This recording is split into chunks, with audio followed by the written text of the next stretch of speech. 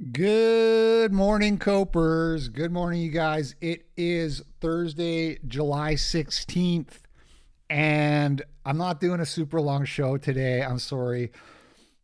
Allison sent me a lot of stories about black activities and migrant, like a ton of stories. Because I told her, and I mentioned this on the last show, they changed the Twitter algorithm to show you like just basically 90% what your mutuals are tweeting. And I was like, fuck, man, I don't know what the news is because everybody's just talking about stupid, irrelevant stuff. So Allison sent me like 100 stories. So we'll have a big show tomorrow. Today is not going to be big. I know it's like we're trying to hit the goal. So we're back next week, but I just like, I'll explain more later why I'm having such a bad day, but we'll do a big show tomorrow. I promise, to my best of my abilities. Also, quick alert, there is thunder and lightning outside right now. So if I drop, it's probably because the power went out. I hope that is not the case, but it may happen. Final announcement. I'm going to open the phone lines today. So I got the call-in link in the description because in case you missed it, I got into some drama with Dyer. He blocked me. I called him out and I made a little video explaining why I think he's scared of Corey Mahler. And so many people on the comment sections are telling me that I'm stupid, that I'm a liar. I was called a liar many, many times, dishonest, etc., etc. So I'm opening the lines for people to call in, but I'm going to need about half an hour first just to go through this segment, maybe a little more, maybe 45 minutes. So in about 30 to 45 minutes, I'm going to take calls from the detractors, if there are any with the Stones. If there's any with the Stones, here's the thing. I have it on like very good authority that as long as you do a call-in show, no one can ever say you're scared. And actually and not only that, but you get to say anyone who doesn't call into you is scared. So this is like a great way to just be like, there, I win because I did a call-in show. Having said that, I really do hope, I would really love to talk to some of these people. I really hope they never do. They never call in, you know, but I hope they do. I would love to see it. To be honest, I don't even blame people for not calling in because calling in is like for plebs. It's not balanced, right? It's not fair. I could mute you. I can kick you. So it's not even. You're on my turf. So I understand, like, just on that basis, why people won't do it. Sally M sent $5 on Power Chat. Hey yo, I got 5 on it yard. But that's going to be relevant to what we talk about. So anyway, let's get into it. Yeah, somebody said that. $3 on Power Chat. Elon retweeted Mahler on his viral boomers being like a TV program tweet. Let's go. Corey Mahler in 2023 said, never forget when you are arguing with a leftist or a boomer, you are actually arguing with the TV, and the TV cannot hear you and it does not care. And Elon Musk says arguing with NPCs is pointless. Let's fucking go. Corey J. Mahler on the Elon Musk timeline. The irony, of course, is that the very long list of people that Corey thinks should be executed includes Elon Musk.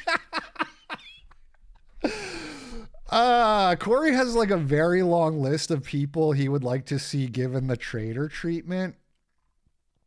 This is the tweet I saw yesterday right here.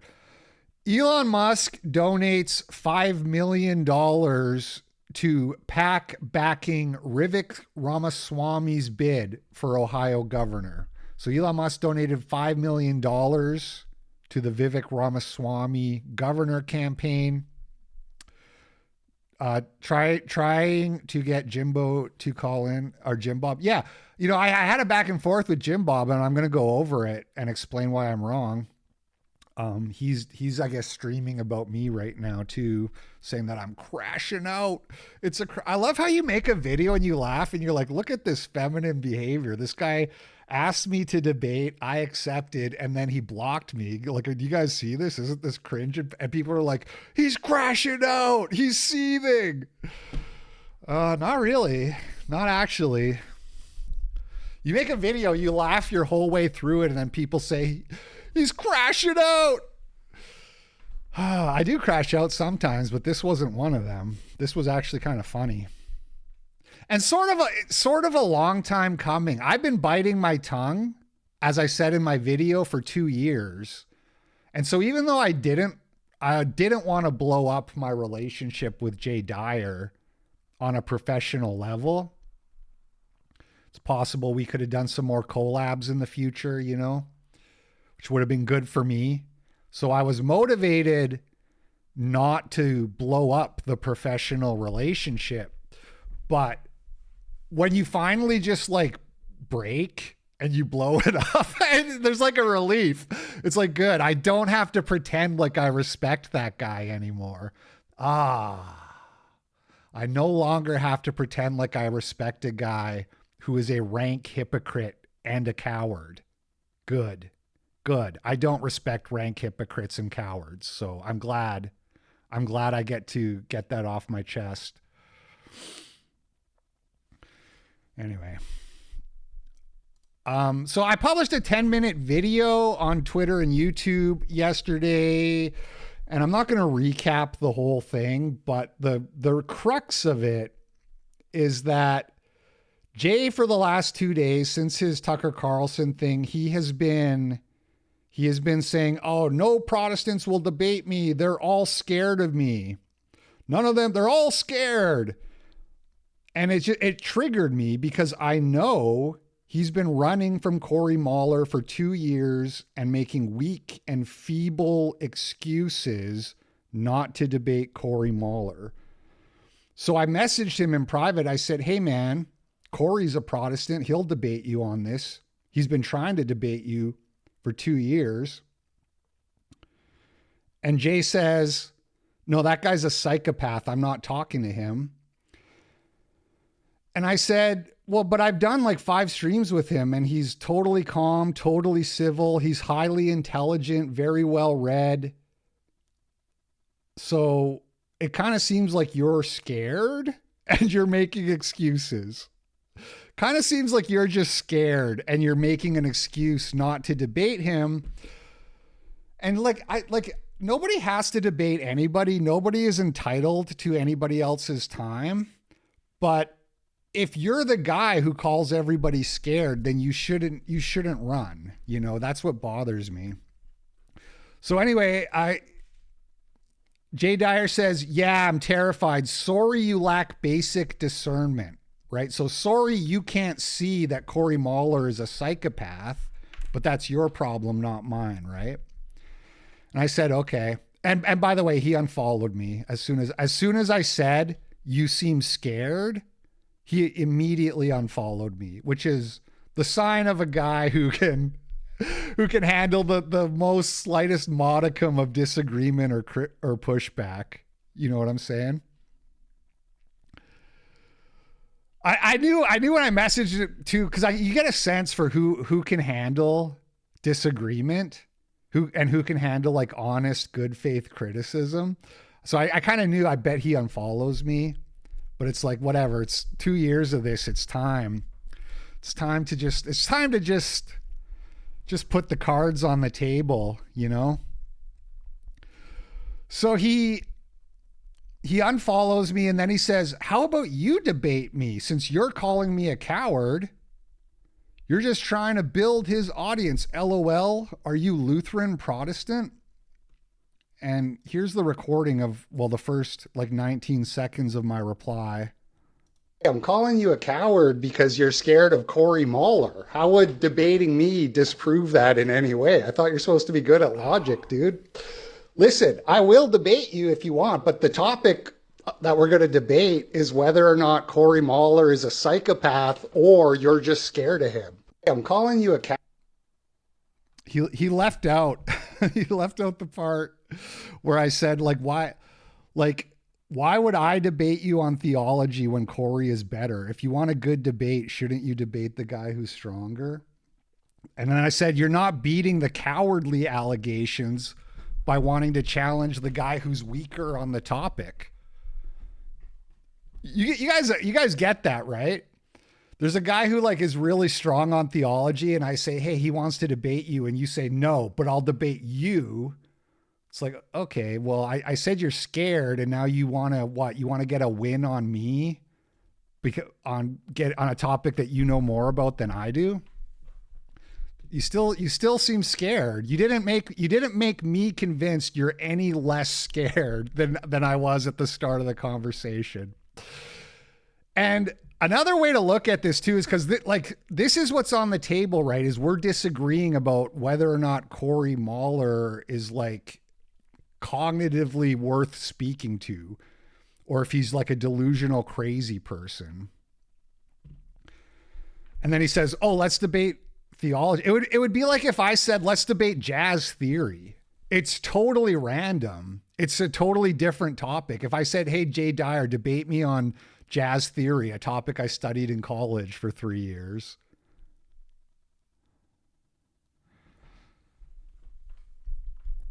I am a Protestant. Well, I'm non-denominational, quite honestly, but Protestant. I go to I guess what you would call a Protestant church.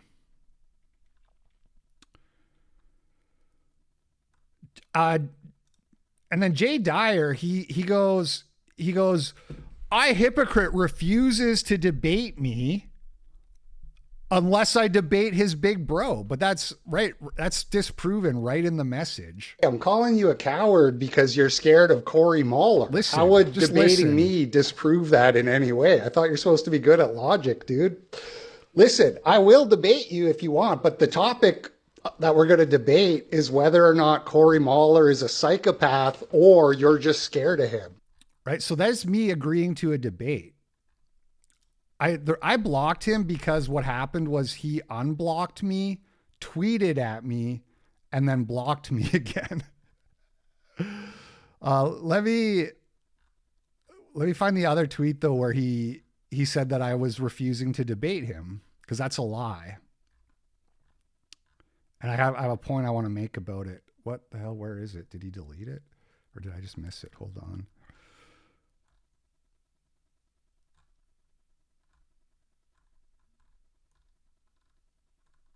Where is that tweet? Weird. Because this was after. Am I tripping? Oh, there's a screenshot of it in my video. Hold on. Captured. This is July 14th. He deleted that tweet. He deleted the tweet where he lied about me. I called him out for lying, and now he's deleted that tweet. Okay, let me go to my video and find it. Find the screenshot.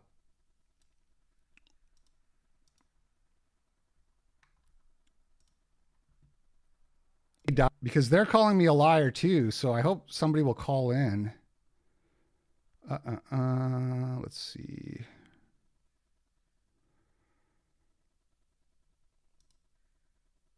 That's not it.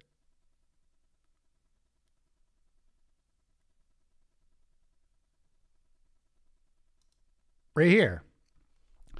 I, Hypocrite, won't debate unless I debate his big bro. LOL. Did he really delete this? That's fucking crazy. Maybe it's just something weird's going on. Hold on. Jay Dyer. Where is he? People. Okay, hold on. Unblock temporarily here. Search. Hypocrite. Okay. I couldn't see it when I was scrolling. I didn't think he debated it. I must be blind. Hypocrite won't debate me unless I debate his big bro, LOL. He says he doesn't know theology, but his big bro does. If he doesn't know theology, then he can't know if his big bro does. Right? But I did agree to debate you, Jay. I agreed to debate you on the topic that we were disagreeing about. So it's not true that I won't debate unless you debate Corey. But if you debate Corey, then our debate is moot because you're no longer a coward. You're no longer running from Corey and there's nothing for us to debate.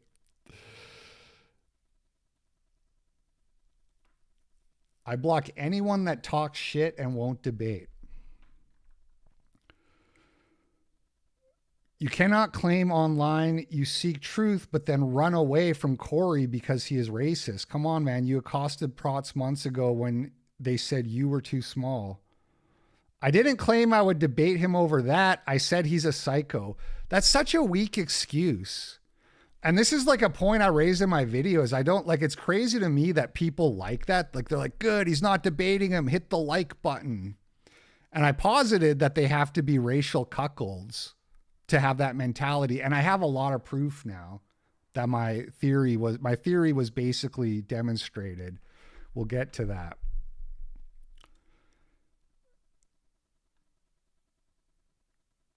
A complete nonsense cop-out. God, thank God there's at least a few reasonable people.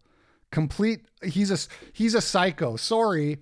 Here's the problem. Once you open that door and you say, oh, well, there's reasons not to debate people, them being psycho, them being this or that, then you don't get to call other people cowards and say they're not, because you could be one of those open doors. You know what I mean? You could be some people. If some people aren't worth debating, then you are some people.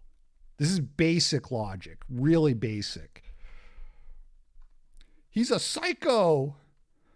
I won't debate him. He's a psycho. Shouldn't that be easy? Shouldn't that make the W easy? Why are you scared of a psycho? Okay.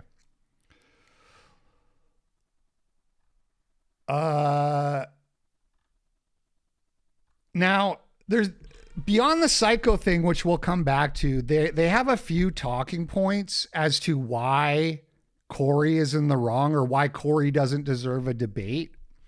And one of the talking points they've said quite a lot is that Jay tried to debate Corey. He tried to do debates with Corey, but Corey was unreasonable. And Corey was impossible, and Corey kept turning down the debate. This is their talking point right here. Corey declined direct debate offers years ago. Well, I mean, it turns out we have a log of the conversation, so I'll let you judge for yourself. So Jay Dyer says to Corey Mahler, he posts his Discord link.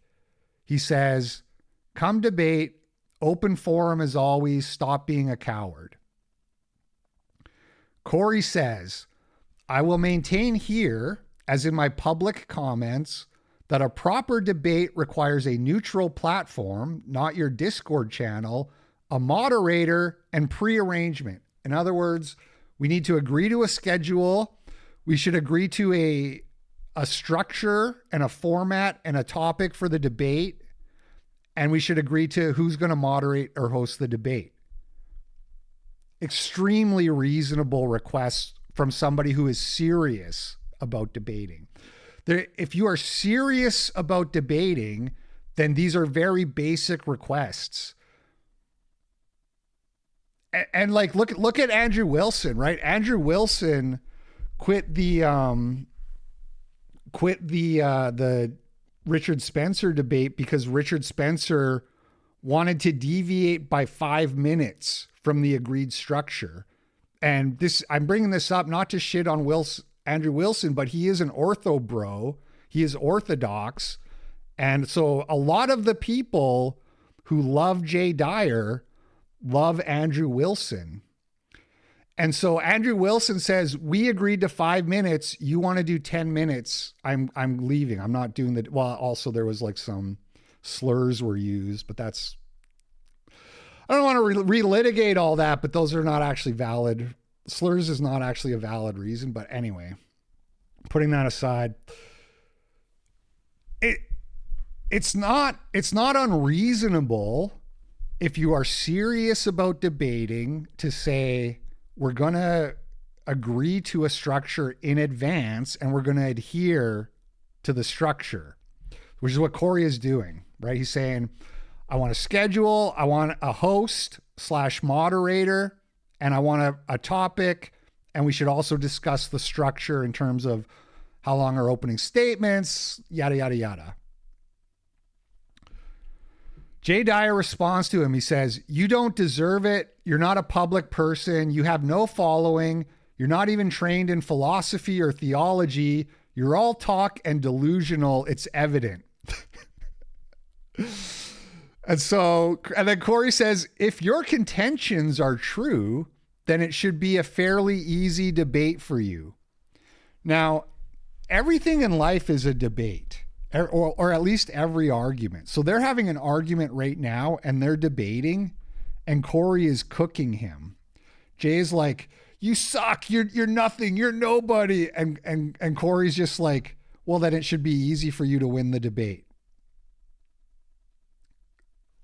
Anybody we live in two different worlds. If you look at this and you think Jay Dyer looks good in these DMs and that he's being reasonable, and that he's being, if you think this is Jay Dyer making a good faith effort to debate, you and me live in two different worlds. Right? So Corey says, if your contentions are true, then it should be a fairly easy debate for you. And then Jay Dyer says, I'm not giving you the attention you crave. You're a nobody. You get Discord or nothing. I debate actual PhDs and academics. You're a nobody. Right? So this is the good faith effort to debate. Corey says, I honestly don't care at all about attention. The issue is the truth. I would hope that is also your interest, though I doubt it. Yeah, and this is a good point I want to touch on a little bit. I've done structured, scheduled debates with nobodies. At Dudeman141 sent $10 on YouTube. Dyer has been so high and mighty for years. Lacks grace, not a good orthodox role model IMO. Wants to be a personality more than anything. Joseph Gerbil sent $3 on Power Chat. Always hated Dyer's shtick. All these theological squabbles is millions of dead believers over nonsense worldly ideological differences that don't matter. All born out of pride, just as the founder intended. I'm not sure what you mean by just as the founder intended. Are you saying this is Jesus wanted us all infighting? Or is this one of these Adam Green takes? All right. Well, I agree with the rest of it. Thank you. And thank you, Dudemon, for the $10. Appreciate it. I've done multiple in the course of my career scheduled debates with absolute nobodies.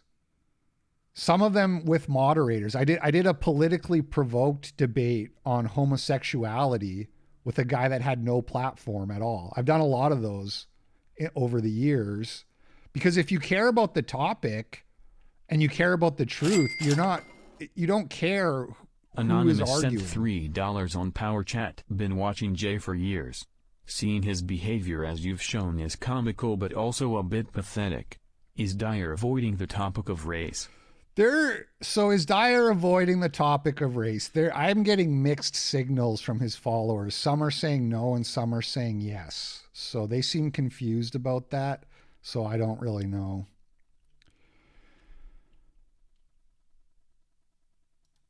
Okay, so Corey says, I honestly don't care about all the attention. The issue is the truth. I would hope that is also your interest, but I highly doubt it. And then, and then Jay Dyer goes, you're a passive aggressive weirdo, dude. Yeah, as opposed to just a spurgy aggro, I guess. Come to Discord or give up your BS. If you were only interested in truth, you wouldn't demand a public platform, LOL. Rather, you're scared. Yeah, so he's saying Corey is scared of him, but I disagree with this. Again, I think it's totally reasonable to want a structured, formal debate. I know Andrew Wilson would agree with me. So maybe Andrew Wilson and Jay Dyer should debate whether or not people who don't come to your call-in show are discredited by not coming to your call-in show. Because I totally disagree with that. I think that's retarded and embarrassing. I think anybody who says that the only way to debate me is on my call-in show and anyone who doesn't do that isn't serious. No, it's the opposite. It's the exact opposite. If you're not willing to schedule a debate, you're not serious. One of the big problems with call-in shows is you're demanding people meet you on your schedule instead of finding a schedule that works, right? I'm doing call-ins shortly. Is it 30 minutes already? It's going to take longer than I expected. Let's see if anybody is waiting yet. Bliss chilling. One guy who I don't think is going to give me a really hard time. It's going to take longer than 30. One guy so far. We'll see.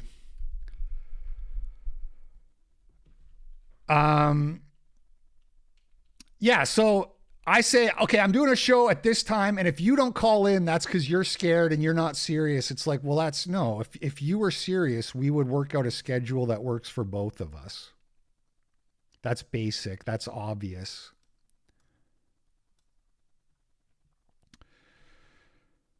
Okay, now here's a long back and forth I had with Jim Bob, who apparently is saying that I'm crashing out, which I reject that actually.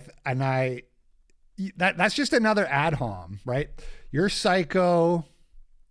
You're not serious. You're scared. You're crashing out. None of these things are arguments. None of these things are arguments. No, right?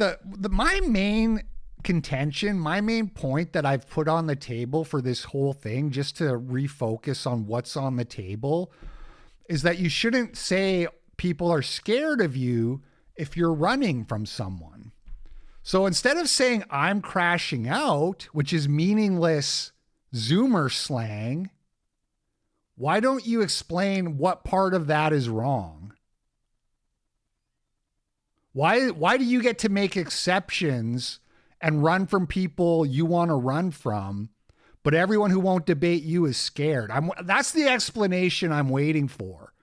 You can say I'm crashing out till I'm blue in the face, but how am I wrong? Which part of that is wrong? Gabber sent $5 on Power Chat. Almost embarrassed to have enjoyed the Sam Hyde show now. Not a good look for Mr. Dyer. Yeah, and if you think this is me crashing out, you should see what happens when I actually lose it. You should see when I start yelling and screaming and then going into like 3 minutes of silence and just staring down, trying to collect myself. Oh. Okay. Anyway, I said when Jay Dyer is like, I'm not debating that psychopath, and then a bunch of his followers like the tweet, which I showed you an example of that earlier. And I said, I don't understand the mentality. If you are a Jay Dyer fan, surely you love debate. Surely you love the sport of debate, the art of debate, and you want to see debate, and you want to see good debaters debate each other. Corey Mahler is a skilled debater. So why would you not want to see that? Why would you be happy that it's not happening? And I posited a theory that it must be some kind of like racial cuckoldry thing, that it's like, oh, we can't platform that guy because he likes Hitler and this and that, and that's bad, and that's beyond the pale, that's evil.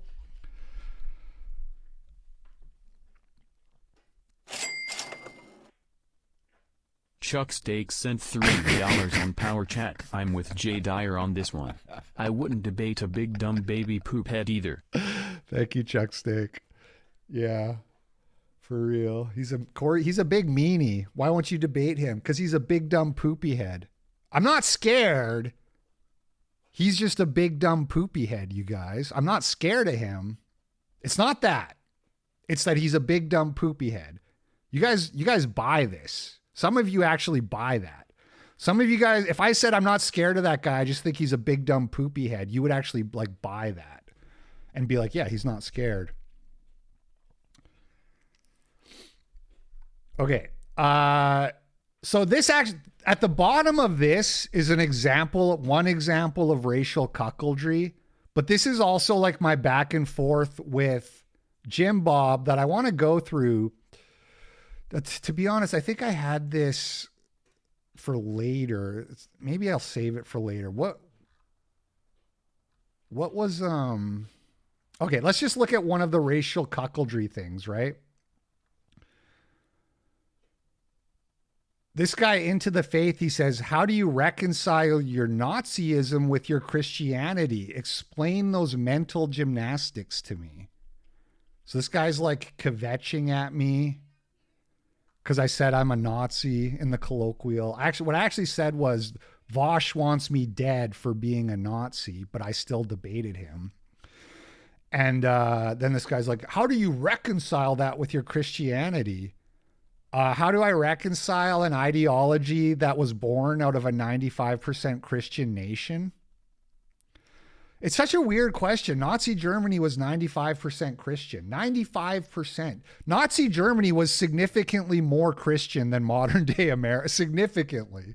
Or basically any nation that currently exists.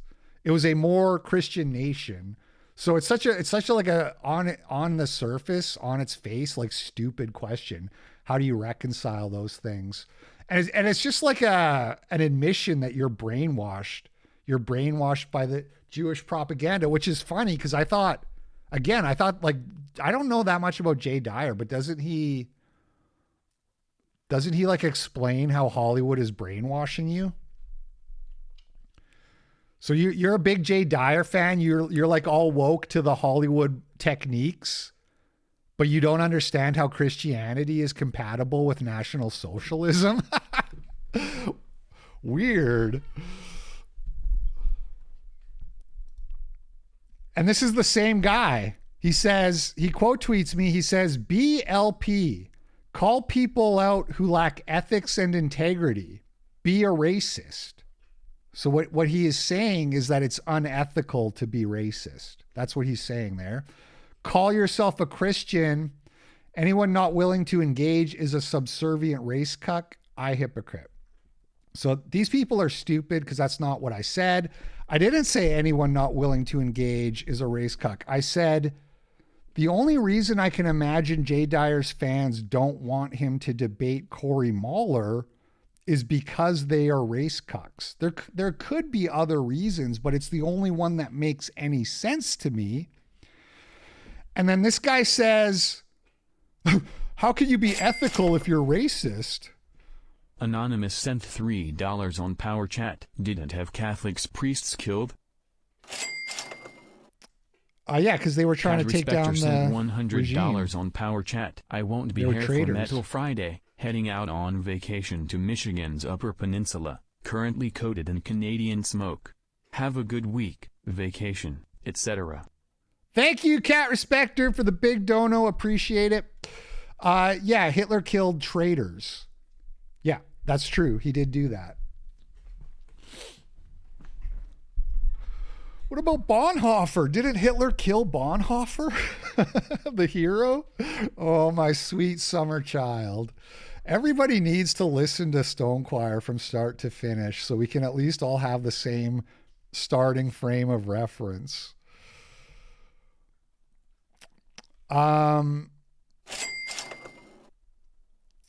Jay Dyer sent $3 on Power Chat. Keep my name out yo mouth or I will whip you with a coaxial cable. Coaxial cable mentioned. I just realized I don't even have my Stream Deck plugged in.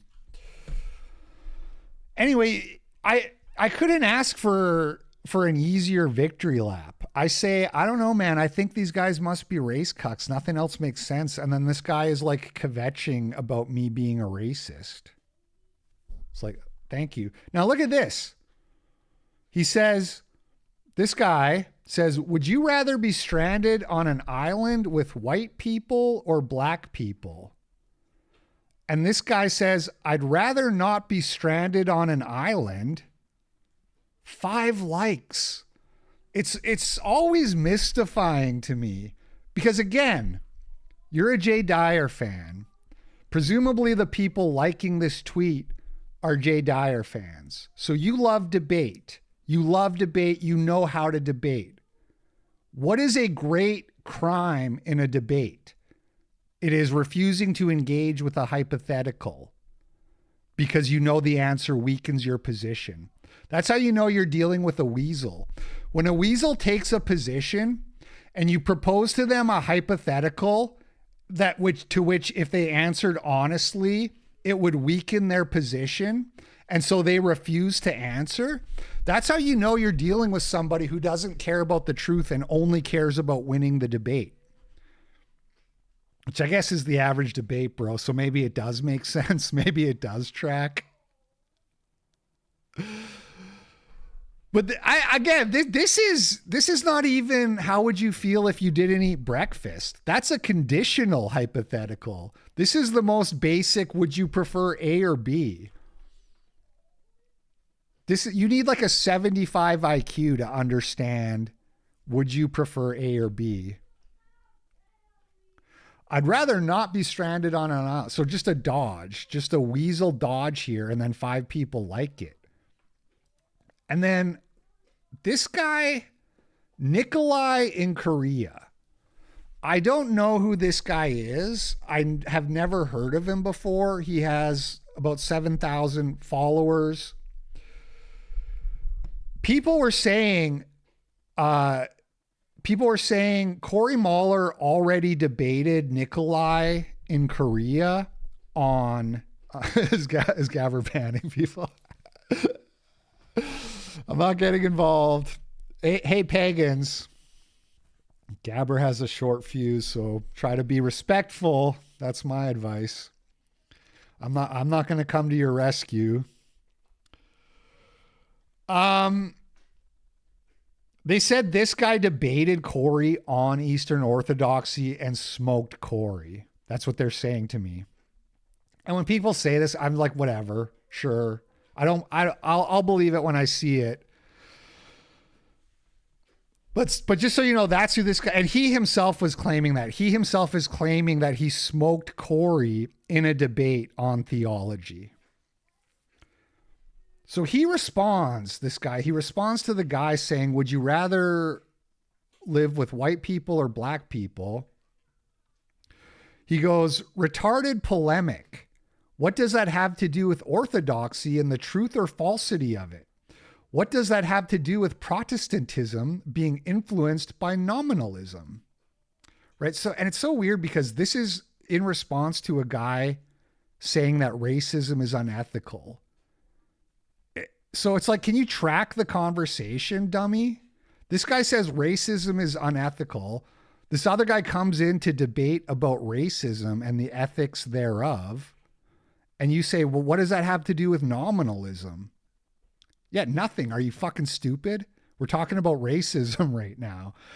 Something I notice with these people is they're really bad at context. They really struggle with context. So he says, what does that have to do with nominalism? You're gonna love this. I'm slow rolling it because it's so funny. This is like the funniest thing in this whole debacle. I'm about to show you the funniest thing that's happened. He says, what does that have to do with nominalism? I gotta scroll down slow so I don't reveal it too soon. Touch Me Harder says, the guy who called LP probably hates racism. Yeah, like, hey, let me walk you through it, dummy. Let me spoon feed you. I hate when people do this. So I don't like to like type on Twitter and YouTube comments with people. because it always ends up like this. It always ends up with you like explaining it like you're talking to a 5-year-old. The guy who called LP race, like this is literally the let me explain it to you like you're 5. The guy who called LP racist probably hates racism. My question, had he answered honestly, would have made him racist. Because being definitionally racist is the easiest box to check. And I'll argue being racist may even be the moral option. Let's see if anyone bites. So this guy basically says pretty much everyone is racist, and I'll even argue that's moral if anyone wants to. Did not require that explanation, but but he gave it anyway. What does Nikolai in Korea say? Racism is retarded 21st century ideology based around liberal progressive ideas. Oh, Sunyan, I'm crying. Oh, Sunyan, I'm crying. I'm crying. Racism is a retarded 21st century ideology based around liberal progressive ideology. Dude, these are the mental gymnastics you do when you've been convinced you can't be racist. But you're also like trying to be nominally right wing. It's so funny to me. All these people who want to act right wing, but they've been brainwashed to think that racism is evil. They all end up on roughly the same spot, which is Democrats are the real racists. Racism is a liberal progressive ideology. You fucking idiot. That's the dumbest thing I've seen in this entire exchange. That's like the stupidest thing I've seen. I explained in my video why I'm racist, or my essay. I went over the etymology of racism. It originated with French nationalists at the end of the 20th century. And yes, they were not progressive liberals. They were nationalists. And the ideology, the crux of it, was to preserve the blood and the culture and the stability of your people, of your nation, to not dilute it by mixing with lesser peoples and cultures. That's what racism is as an ideology. There's like dictionary racism, which is, would you rather live with whites or blacks? And there's ideological racism, which is, I don't want blacks in my country diluting the blood and the culture of my people. Blacks as an example, whoever it may be, right? So this guy, I'm supposed to believe that racism is a retarded 21st century ideology based around liberal progressive ideas. I'm supposed to believe he beat Corey in a debate. This is the same thing. Whoops. DMs. This guy is like hilarious to me. He's like it's so crazy. He has 8,000 followers and everybody talks like he's really smart. He quote tweets me. He says, LP wouldn't debate race or any of these things meaningfully because frankly, 90% of the debates about race are just race idolatry masked in very light coating of philosophy and some science. Praising Mahler, who is a laughingstock even among his own tradition, is silly. Ad hom, not an argument. But so I'm explaining, like, I wanted to do a theology debate between Mahler and Jay, but Jay's scared of Mahler.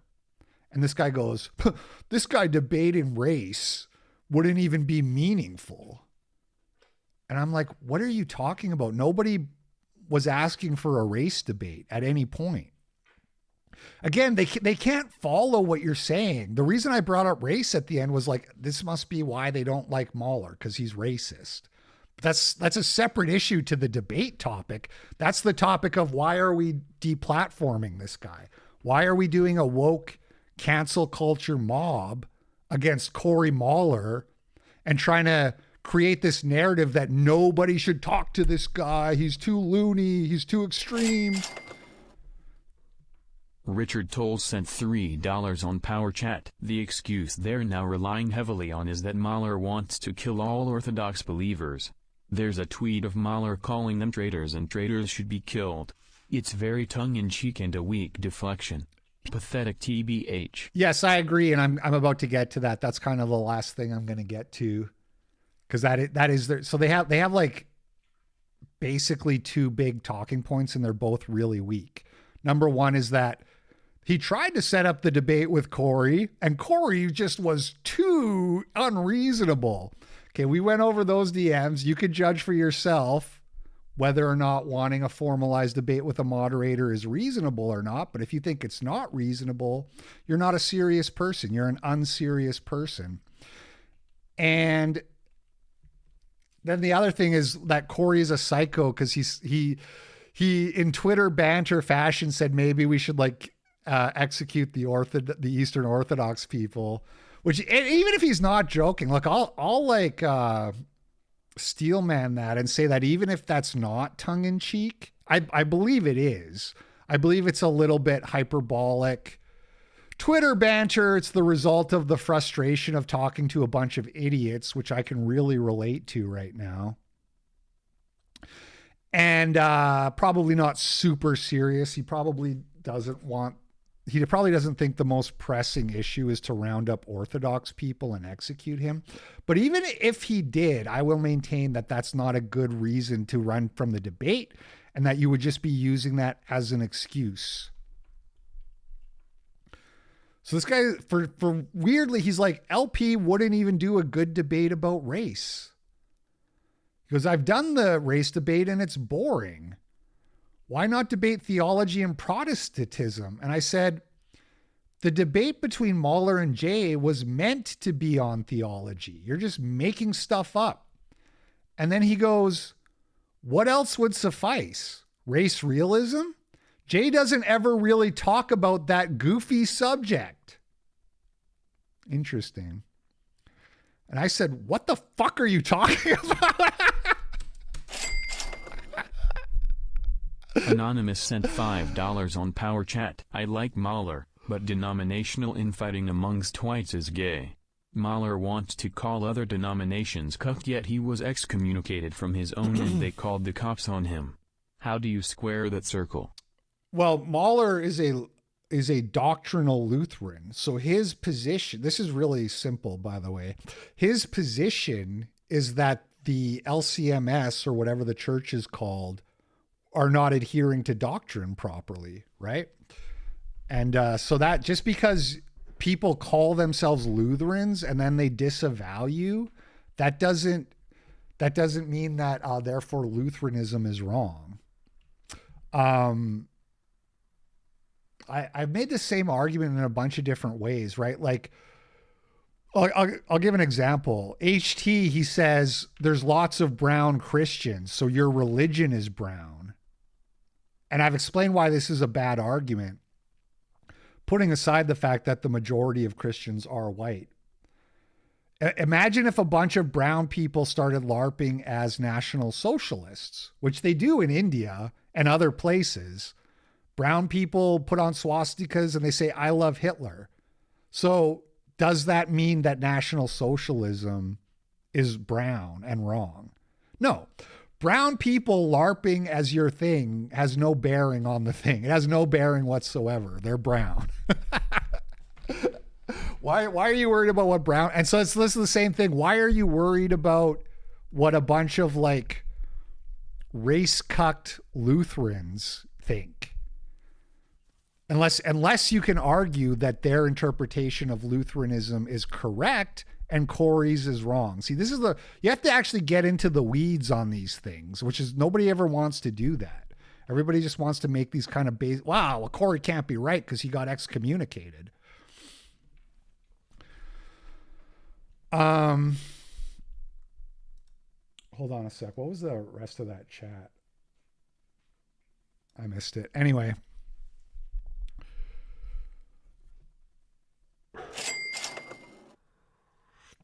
Joseph Gerbil sent $3 on Power Chat. Just as the founder intended was just me being sarcastic. As a side, not to be a Redditor, but it does seem like a lot of these religious autists use theology to compensate for not being, let's say, the nicest people. E. Michael Jones is another one.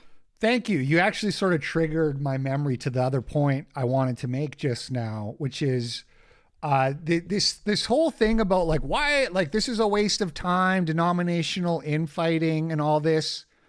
Here's my position on that. I agree. I agree. It's not a topic I care about. I'm not a denominationalist.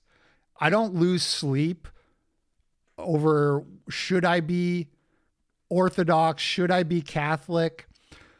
I'm somewhat open to hearing the arguments though. And the reason is because you're talking about your eternal salvation, right? So I understand why people take it very seriously, because eternity in paradise versus hell, if you believe such things, is a pretty serious topic when you think about it.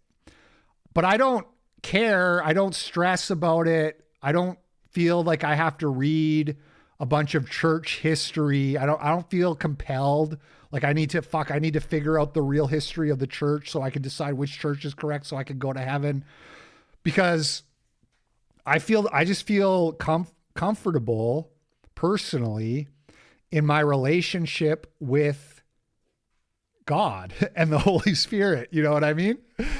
So, you know, maybe I'm wrong, but that's just my honest sort of like, I don't stress about this denominational stuff. I don't really like the churches I've been to.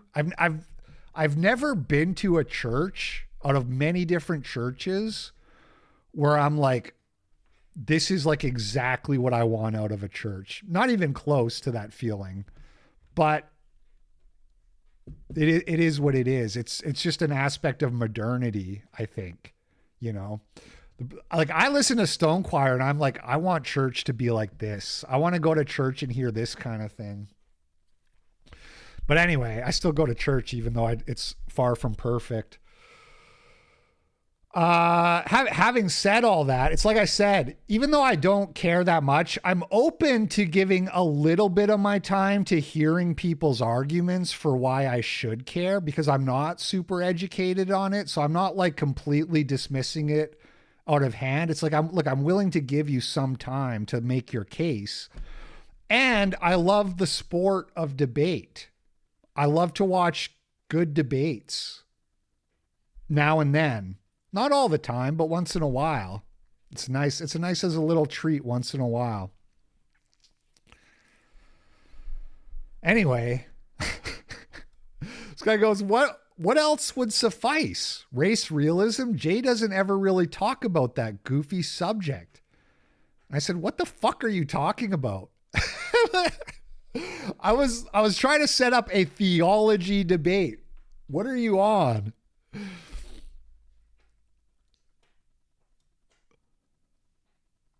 Okay, this is, so the Jim Bob thing, and this ties into the whole Corey wants to kill Orthodox people. So this is their big excuse for not talking to Corey. He wants us all dead. So made by Jim Bob, he says, read this. WN sent $20 on Power Chat, just dropping a dono. Hope Orthodonger calls in. Orthodoxer and Bliss Chilling are both waiting, and I hope you guys wait around. I'm taking my sweet time. I am happy to talk to you, but I already know what this is going to be. This is going to be like, don't hold it against Orthodoxy, and I don't really. You're worried about something that I'm not doing.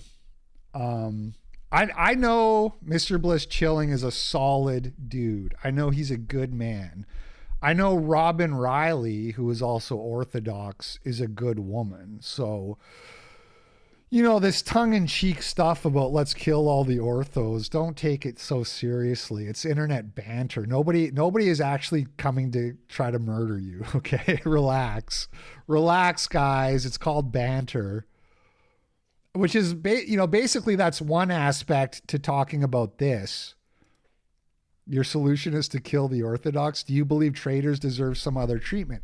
Right. So Corey's position is that Orthodoxy is a traitorous false religion.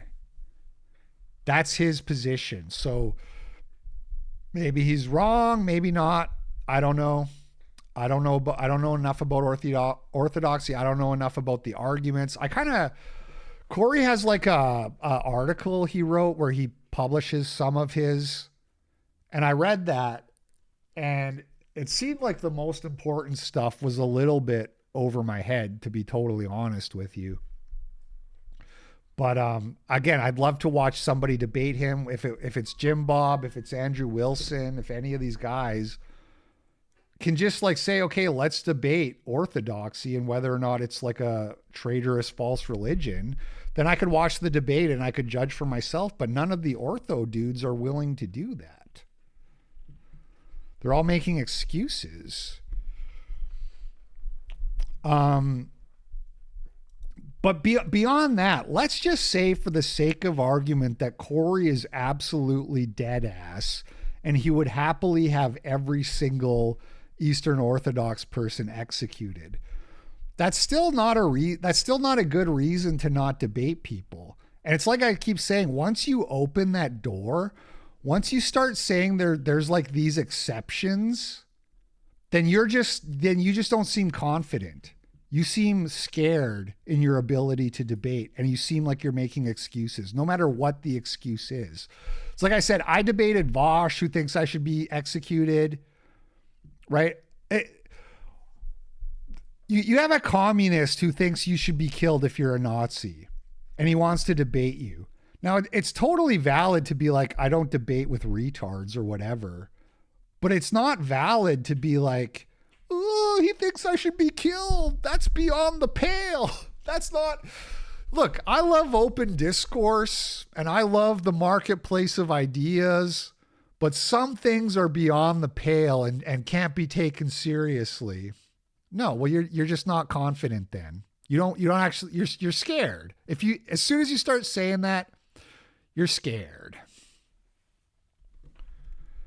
Let me give you like an analogy that will make you see how weak this is. I know a lot of you aren't convinced because you think this is like super unhinged and why would you ever talk to somebody so unhinged, right? Never mind the fact that like we've heard Corey articulate his position extremely well on various topics in the debates. No, let's just call him unhinged and call it a day. I know some of you are thinking that.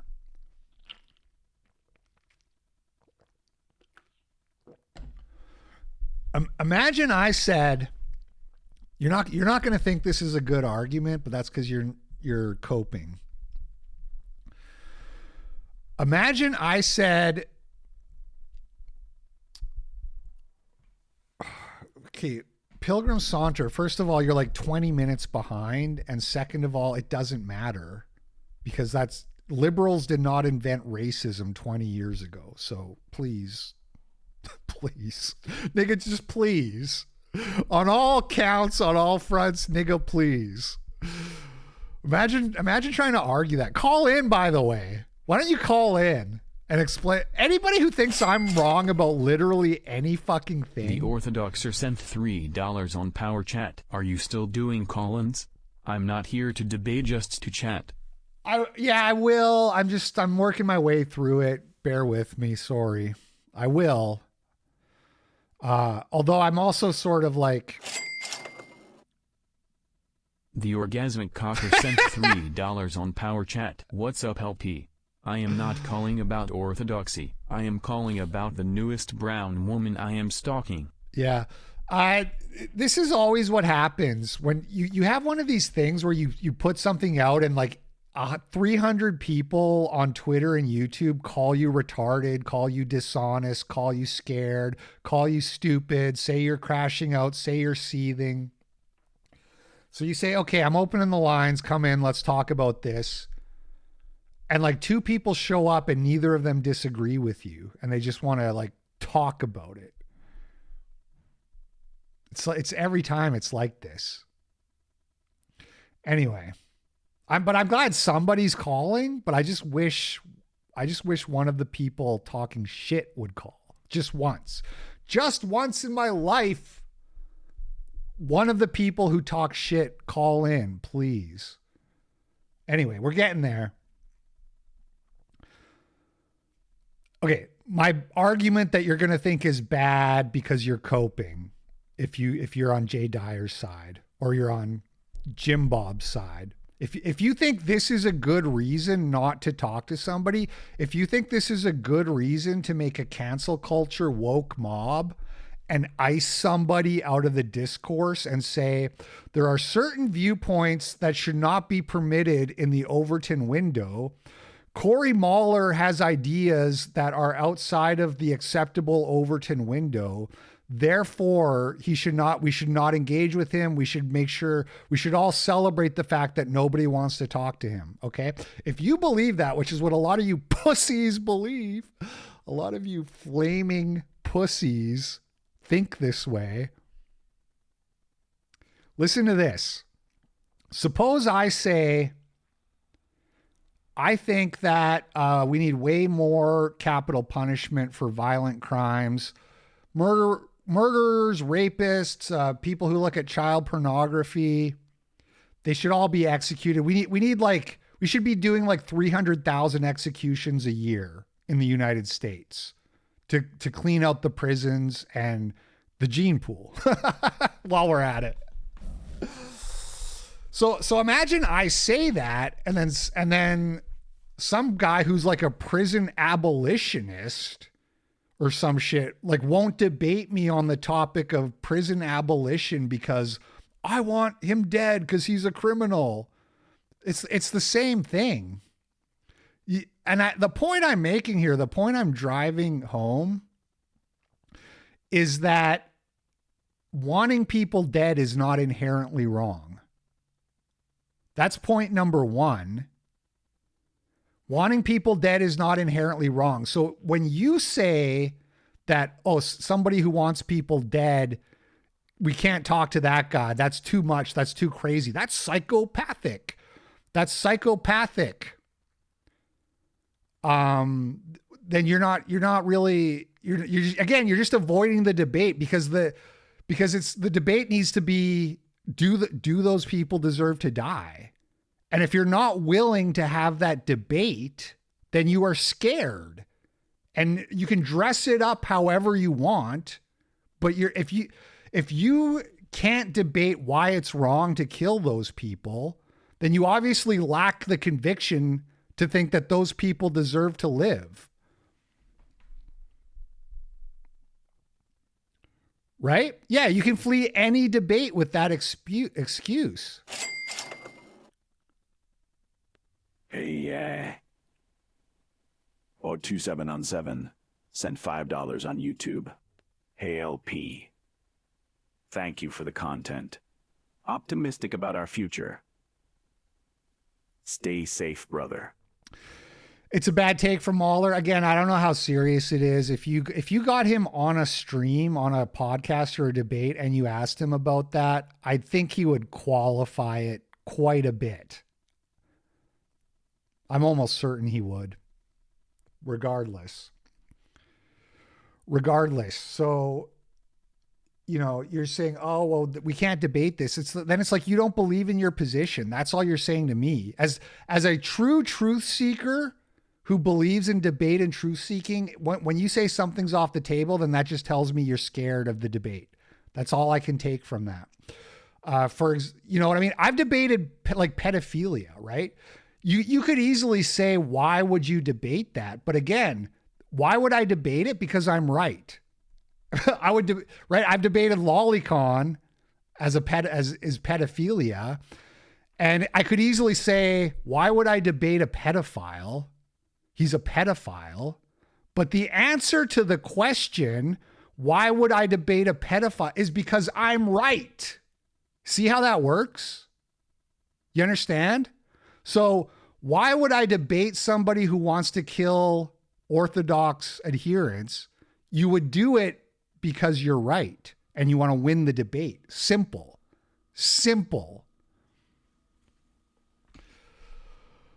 Is that Adam Green? Yeah, but so Adam Green is just here to say all Christians are cucked, but we know that. We know most Christians are cucked.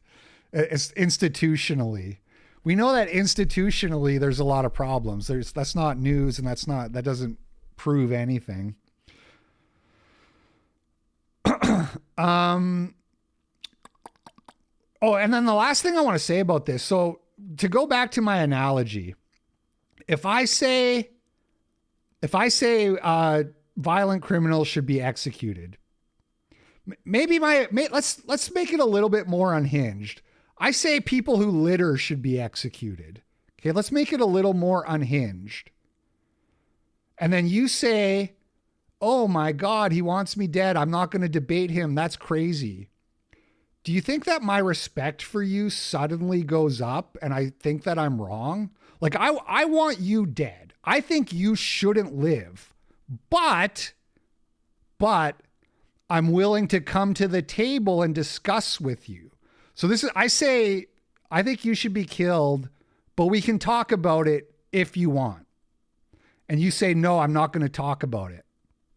Do you think that I suddenly say, oh, I'm in the wrong and I respect this person now and I respect the sanctity of their life?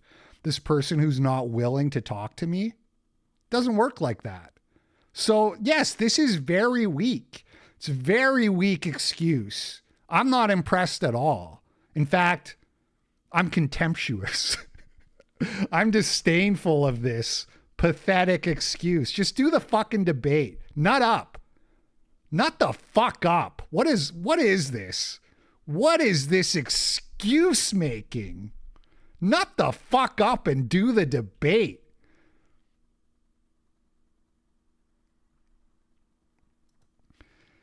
And then Owen Wilson's wife got up in my shit too. Owen Wilson's wife, Rachel Wilson, got up in my shit. And this is a classic example of women should not have right access on the internet. No offense, ladies, but you should be forced into lurking mode at all time. We don't want to hear from you. And this is like a classic example. And I'm so grateful. I'm so grateful that my wife was like that by default, because, you know, I don't like shame guys like, hey man, why is, get your bitch under control. Why is she talking to me? Hey, Andrew Wilson, get your bitch under control. I'm joking. I'm not calling your wife a bitch, but I'm just saying. I'm just who bitch this is. Is that the clip? Well, I'm hankering for debates. That's part of where this is all coming from. Oh wait, I miss whose bitch this is. You guys know it. Are you serious? Are you serious?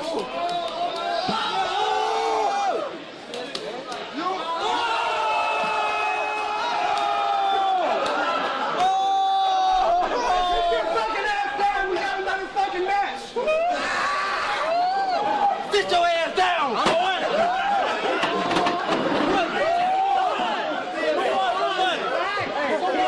He bet on you. Who else got some money on me? Who got some money on me? Who got some money on me? Who got some money on me?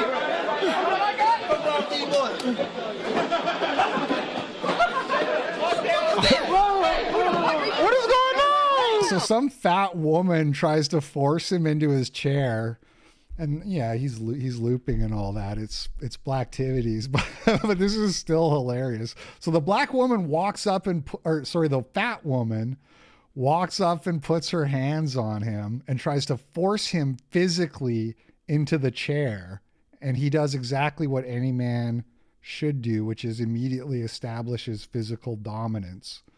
What the fuck is this? Both business these. Both business these. Come come and get your bitch.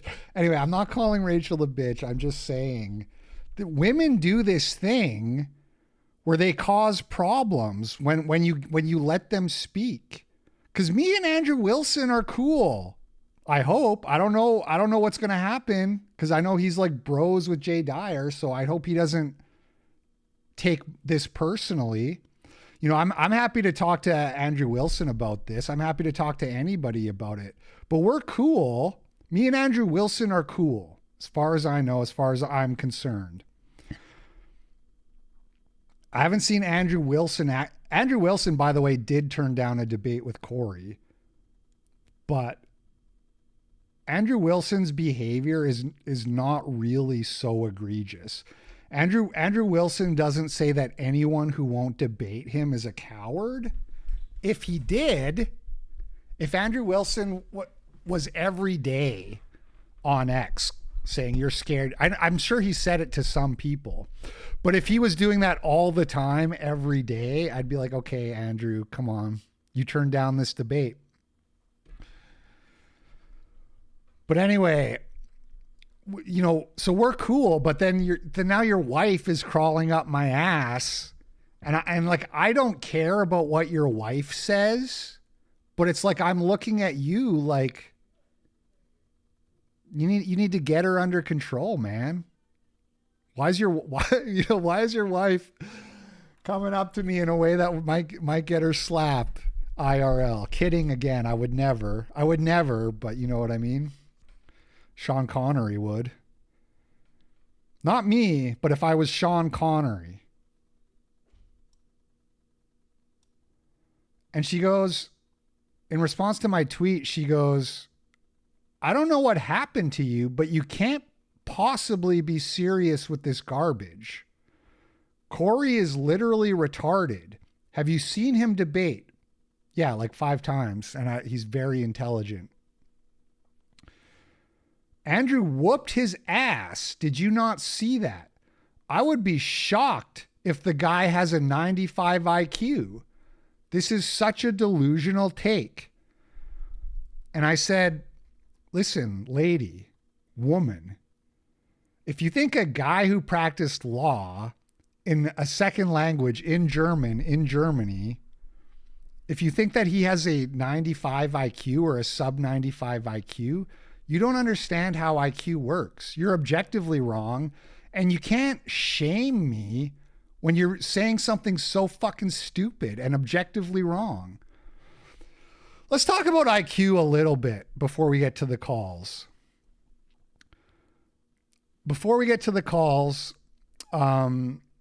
IQ, here's a finding.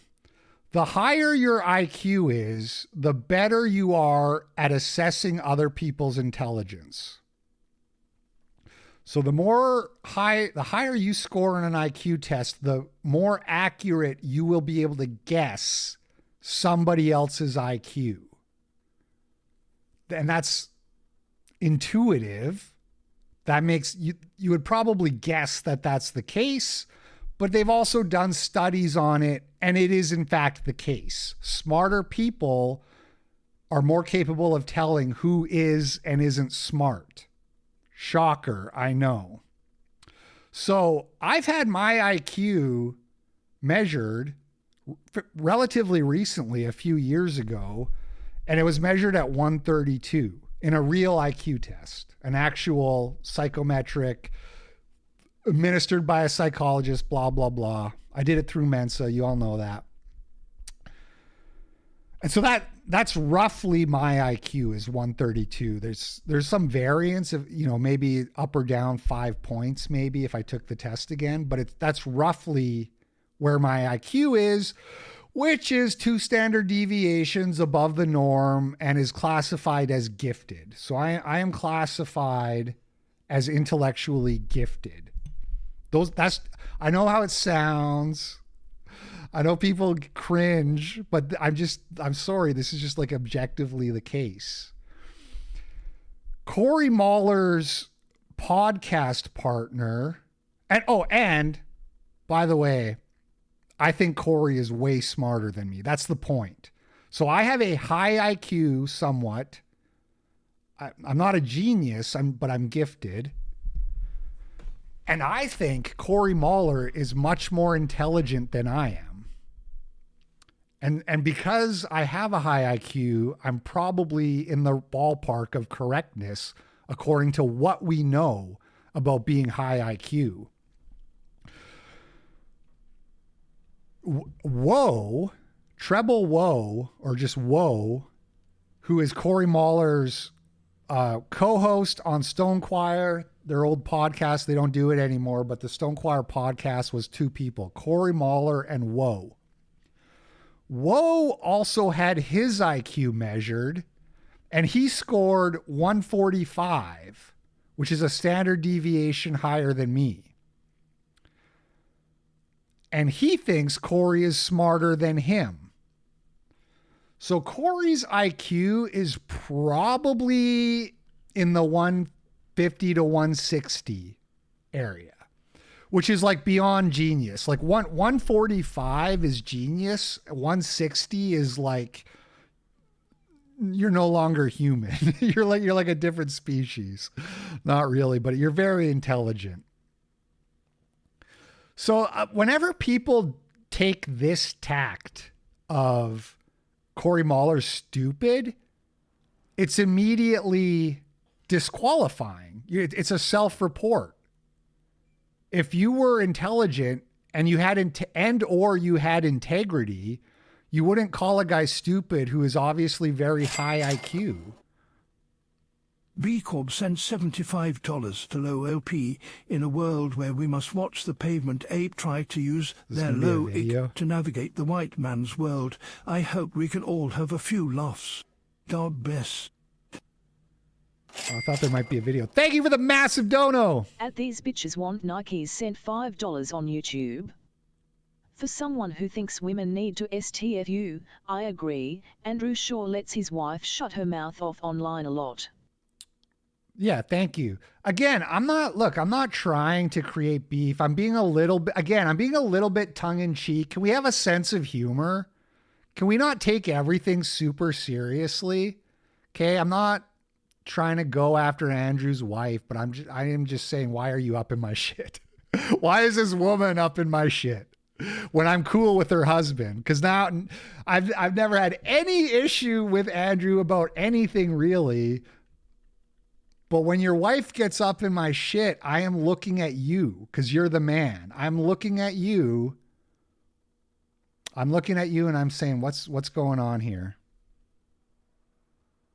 Why is this happening? Get your house in order. And then as for like Andrew whooped his ass. So they didn't do a debate. I tried to set a debate up about the JQ with Andrew Wilson and Corey Mahler, and Andrew Wilson turned it down. Didn't make a big thing out of it. But I think she's referring to like a Twitter exchange, which I sort of vaguely remember, but not with any kind of precision. But I'm guessing I would probably take Corey's side in the exchange. Here's the thing, Corey on Twitter, and there's like two Coreys. There's Corey on stream or the podcast, and then there's Corey on Twitter. And they're kind of two different Coreys. Corey on Twitter is about that life. Corey on Twitter is a gangster. Corey on Twitter will just say that you should die. Corey in a live stream on a debate will be super civil and respectful. Corey on Twitter is a straight gangster. And a lot of people get triggered. They get triggered by just like the absolute bluntness. And then they think, and I'm guessing, again, I don't remember the details, but I'm guessing that's what happened with him and Andrew. Or it could have just been that Corey was like, whatever, you're stupid, and blocked. I don't remember, but that's a common problem is people see these tweets and they evaluate him entirely on his tweets. And, you know, it is what it is. Okay. So Jim Bob did this LP defends garbage human. Hey, thanks Anita Sarkeesian, by the way. Is he still alive? What's going on here? Working on a t-shirt for y'all. Ortho Dozer t-shirt. So that's good. Okay. 900 people watching. So garbage human. Thank you, Anita. So again, this is what I said. These Orthodox guys, Jay Dyer and Jim Bob, are part of a woke cancel culture mob. Couldn't ask for a better example. Garbage human. Oh, thanks Anita Sarkeesian. You gonna cry about it? What else are you gonna do? Piss and shit your pants? Anything but a debate. I'll call you every name in the book. I'll say you're bad, big meanie poo-poo head. Chuck Steak. Chuck Steak wins the internet today. That's all. Everything is just meanie poo-poo head. That's all they have. And it's pathetic. Meanie poo-poo head. Anyway, I got banned from Facebook and Instagram this morning permanently. I'm going to hire a lawyer. I thought the timing, maybe it was like somebody from the Mahler camp reporting me, because this guy like stalked my Facebook and went and found a picture of me and saying that I don't have good OPSEC and shit. And at first I thought maybe it was this guy, but I was banned for, this is going to get clipped or whatever, but I was banned for sexualizing minors and my appeal was instantly rejected. And so I was trying to think what else possibly could have triggered it. And I was going through all my tweets of the last 24 hours, all my shit posts that are scheduled. And I think it might have been this one. Go on a website where the average age is a 12-year-old boy. Website is specifically for video games for 12-year-olds. Take your clothes off and perform sex acts on camera on the website. Get paid $2 million a month. I think this is why they banned me. Anyway, I'm going to hire a lawyer and try to get it reversed.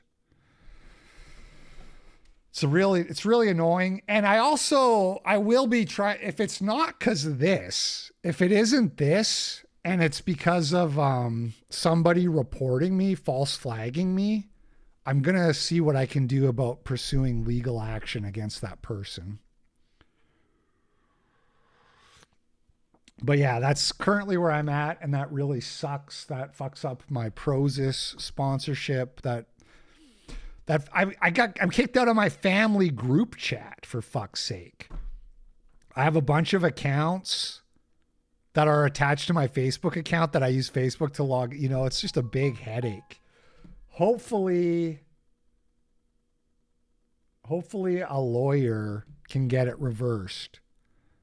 But they might not. I might just be done on Facebook and Instagram. That's life, I guess. All right, let's take some calls. So I laid out everything, right? I laid out my whole position. I took my sweet time. So you've had plenty of time to formulate a counter argument or a rebuttal to the things I've been saying. So let's hear it, okay? Hold on. Let me get this off screen. No one's here except Bliss Chillin'.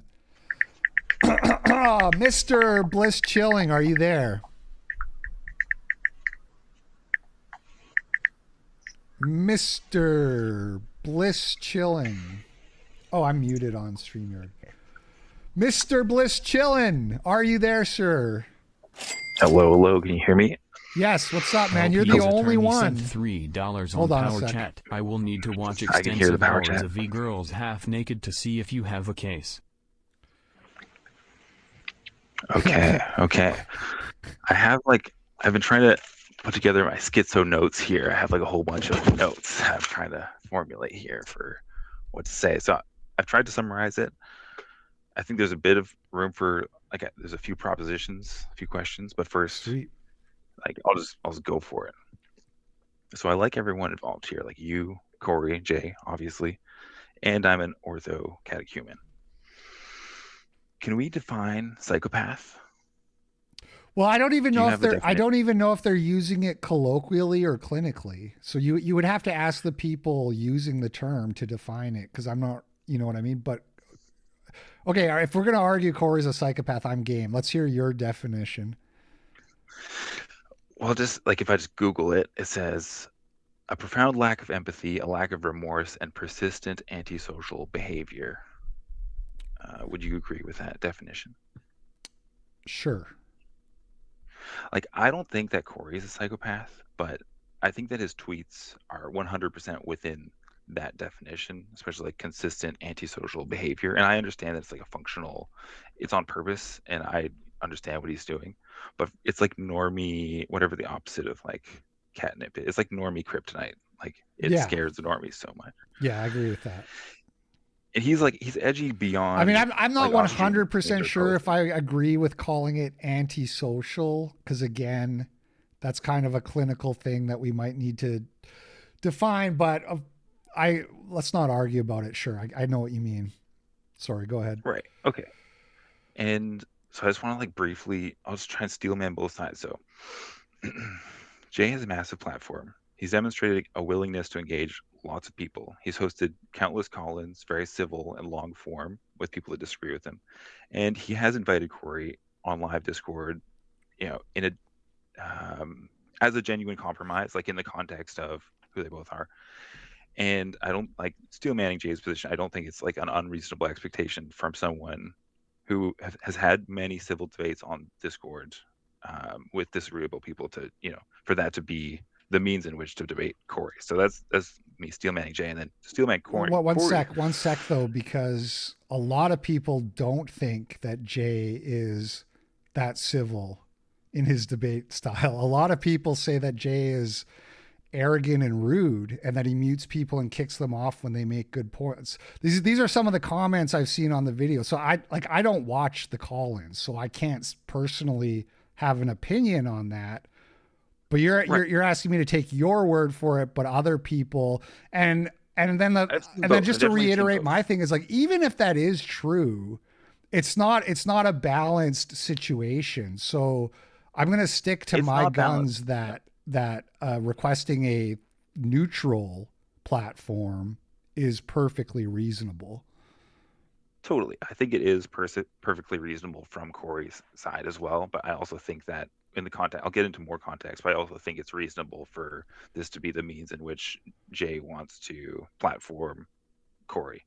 And I have seen it go both ways. I think like Jay gets he has this open forum so often that when he has like people coming in that have like the same disagreements or that, lack content or are stupid, he will be rude, but he's also had lots of intelligent, disagreeable conversations. So he will with be people rude occasionally. Okay.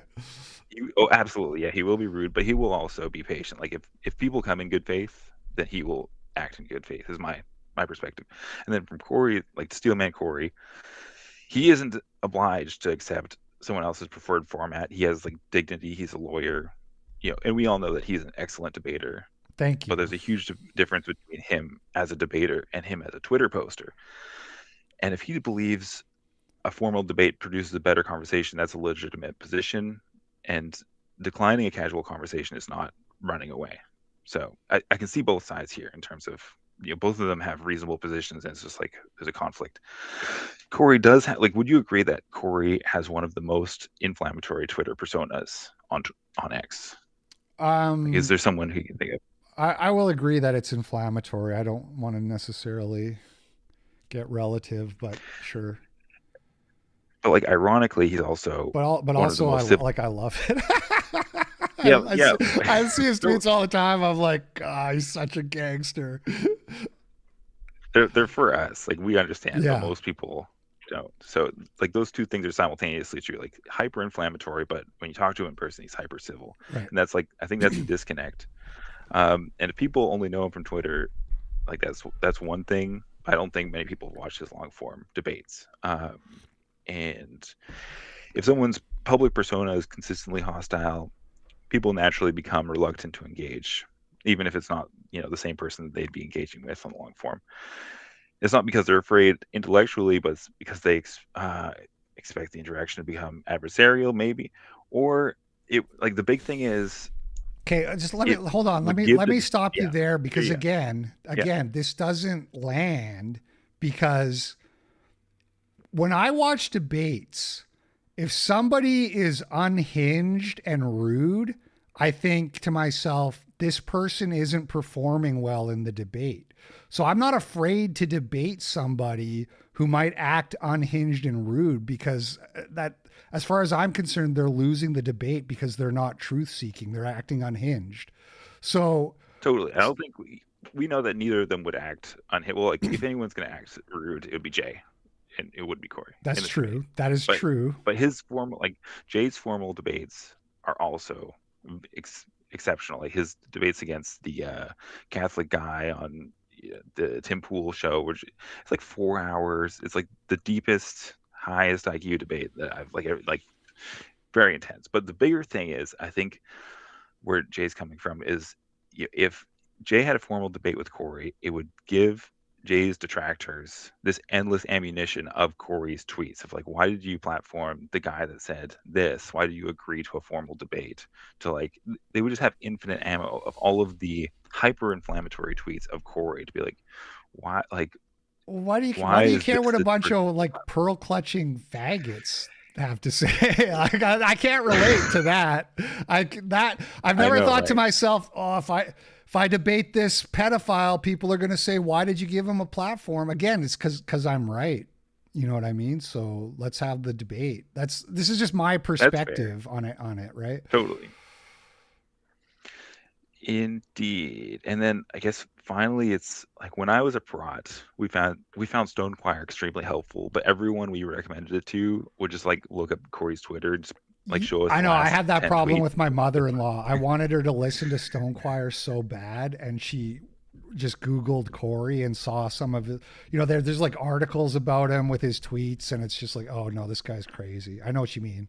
Well, and so that's like the kind of thing that's like, even though we don't really care what people think, it could be that like Jay sees it as a liability to his brand, whether that's, you know, the good thing to do or not, to be associated, like, even though you've made a good point, but you know, you debate pedophiles or whatever, but people are more against racism than pedophiles. That's true. Established. That's true. And That's then, oh yeah. So in terms of like disagreements, while we're like you and me, or me and you are totally aligned, into like you speak for me. Like I've considered like starting a blog, but I'm like, you know what? My energy is much better spent editing videos for LP because you have like a much larger reach and like, you know, you speak the truth, and you know, it's a great service to people. Like you radicalize me through. Nice. You can't set progress and everything. Nice. But that's what I love to hear. I want to briefly, like from my perspective as an Orthodox catechumen, you have your one blind spot that I can identify that I think you have is theological. And that's like when you say, like, if you were to only just like follow the Bible, you wouldn't have XY problems. And to me, that's not coherent because the Bible is not a set of instructions. And if 10 people read the Bible with no interpretation in a vacuum, everyone would have a different perspective. It requires so much context and interpretation. Even the Bible itself says that it requires interpretation. But if you said, you know, follow Proverbs or follow the church established by Christ at Pentecost, those are coherent statements instead of follow the scriptures. And there's an irony. The final, like my very final thing I'm going to say is like the irony of the whole thing. One of the ironies is that the theology that Corey is arguing for has the fruits of that theology has led to his excommunication, and the Lutheran Church is extremely progressive. So is the Orthodox Church. If you look at the survey data, the Orthodox Church is the only one that would receive Chud. And I think they would receive Corey, and that is like a testament to like the Catholics wouldn't receive them, the Protestants wouldn't receive them. Orthodox did receive Chud, and would receive Corey, even though he's been excommunicated from his own I church. thought So I think, was it an Orthodox guy who refused to baptize Chud, or was it a Catholic? No, that was Catholic, Okay. and then he went Orthodox because Orthodox were the only ones who would. And that's kind of my final statement in terms of the whole dynamic here. The humor in it for me is that Orthodoxy would receive Corey, and is, the people that go to the Orthodox church that I go to are exceptionally based, and they're not in conflict with the church itself, whereas all the based Protestants are in conflict with the church, and the based Catholics are in conflict with the church. But the based Orthodox are not in conflict with the church. So that's all I got to say. Those are all my notes. Hopefully it wasn't too rambly, but all right. So let me address. Excuse me. You said that it's incoherent for me to say that people should follow the Bible, and instead I should say people should follow Proverbs. This is sort of like a really, like, no offense, but like pedantic kind of thing, that I'm just being honest with you. I don't like feel bad or like, oh my God, have I been giving bad advice? Like follow Christ. Yeah, exactly. Saying It's follow good. the Bible is like saying follow Christ. So, and I'm not against people getting help with their biblical interpretation. When I say that, when I say people should it's usually in the context of philosophy, because as you know, I kind of don't like philosophers, and I kind of think that you don't need I know this is going to like trigger philosophy bros, but it's a roundabout way to avoid religion. Right. Most philosophers are trying to figure out how to avoid religion. So when I say you just need the Bible, it's usually in that specific context of like, I'm saying like, you don't actually need Nietzsche. Like, he's not going to show you how to like live your life better. And neither is like these other, like David Hume, blah, blah, blah.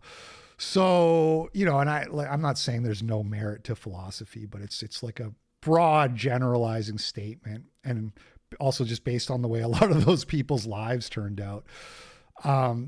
So in terms of like that, I'm just kind of like, whatever. I am not a biblical scholar. I'm not a theological expert. I don't claim to be. I don't pretend to be. I don't think people should be turning to me for spiritual advice beyond the very basic become Christian. So it's like, yeah, you could probably find weaknesses in my theology, but as I explained earlier, it's not something that I worry about. Totally. Yeah, I feel that. I think that's very reasonable, and you're consistent in that position. I just find, because like, since starting to go to an Orthodox church after being a Prot for 5 years, and then like coming into conflict with like, okay, I've like, repented of my habitual sins, and I've gotten married, and quit vaping, and I quit porn years ago, and we kind of like gotten over our sins, and then we're like, okay, now we'd love to go to a church that like didn't encourage eating all this junk when everyone's like obese and has kidney issues, and the rock band is like so modern, and the tithing money is going to licensing the music from the rock band that goes to Universal Pictures, and those are just Brazilians or whatever. So it's like there's a whole dynamic. And then we went to Orthodoxy. It's a total different world, and the liturgy is beautiful, and the clergy don't even take a salary, and they have a full-time job, and the work that they do is like the dedication they have is insane, and the space is beautiful, and the history is thousands of years old and rich and very intellectually consistent. And so it's like, what were the beliefs of the church when it was before the schism between the Orthodox? Listen, it's like you're not debating me right now. You're debating Corey. Like, I don't care. Right. I don't care.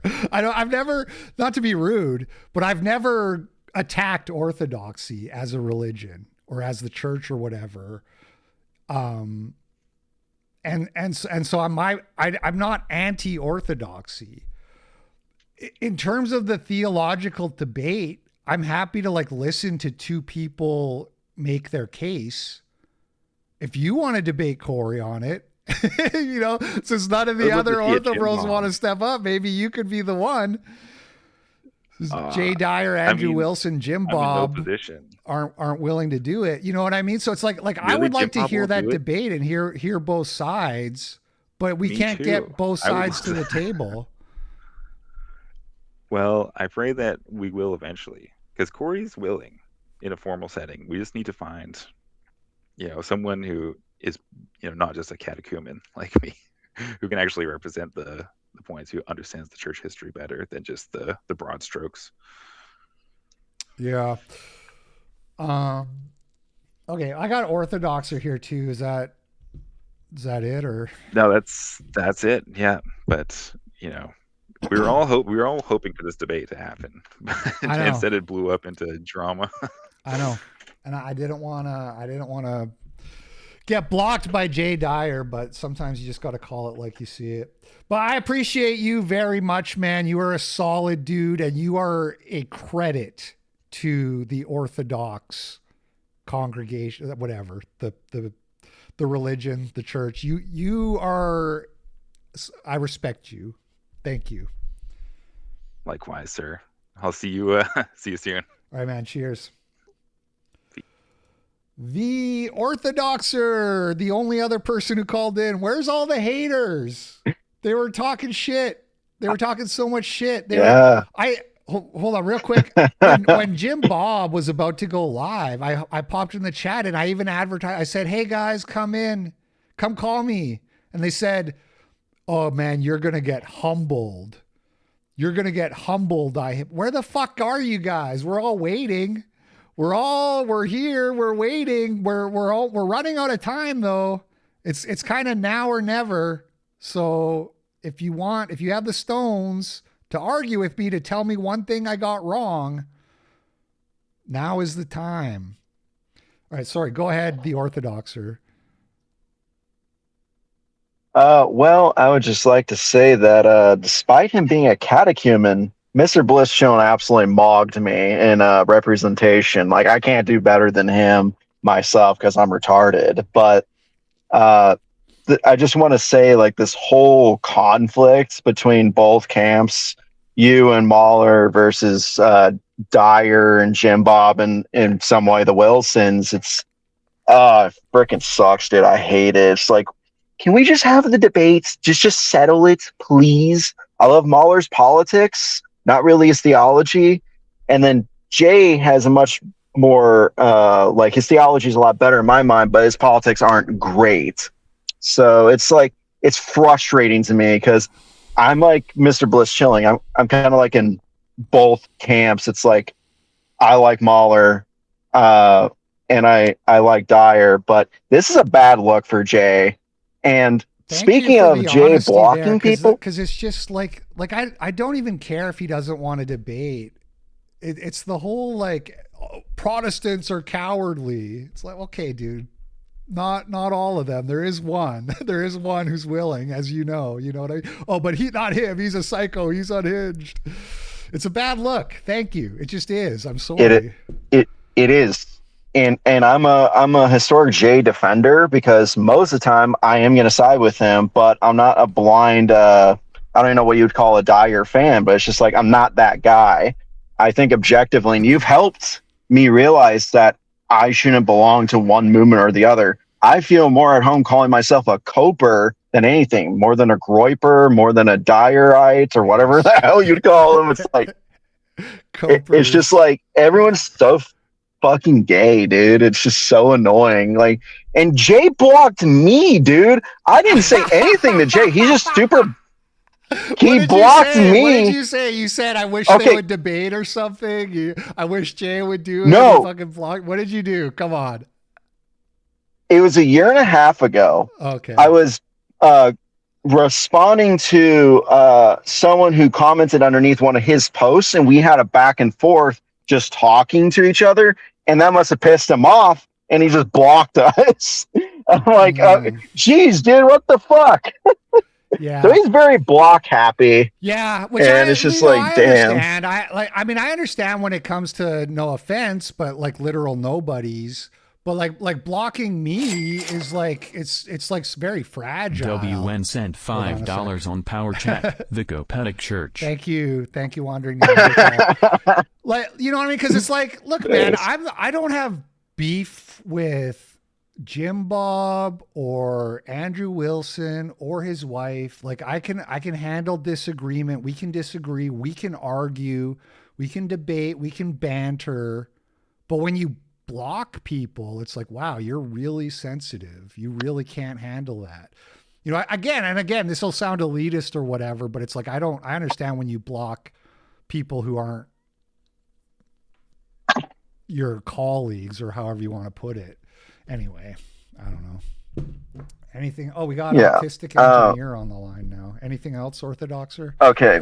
Yeah. I just want to wrap up a couple thoughts that I have. And yeah, I mean, Mr. Bliss Chilling did a great job, and he was dead on, and especially with how he said the Orthodox took in Chud, and it was the Catholic Church that denied him.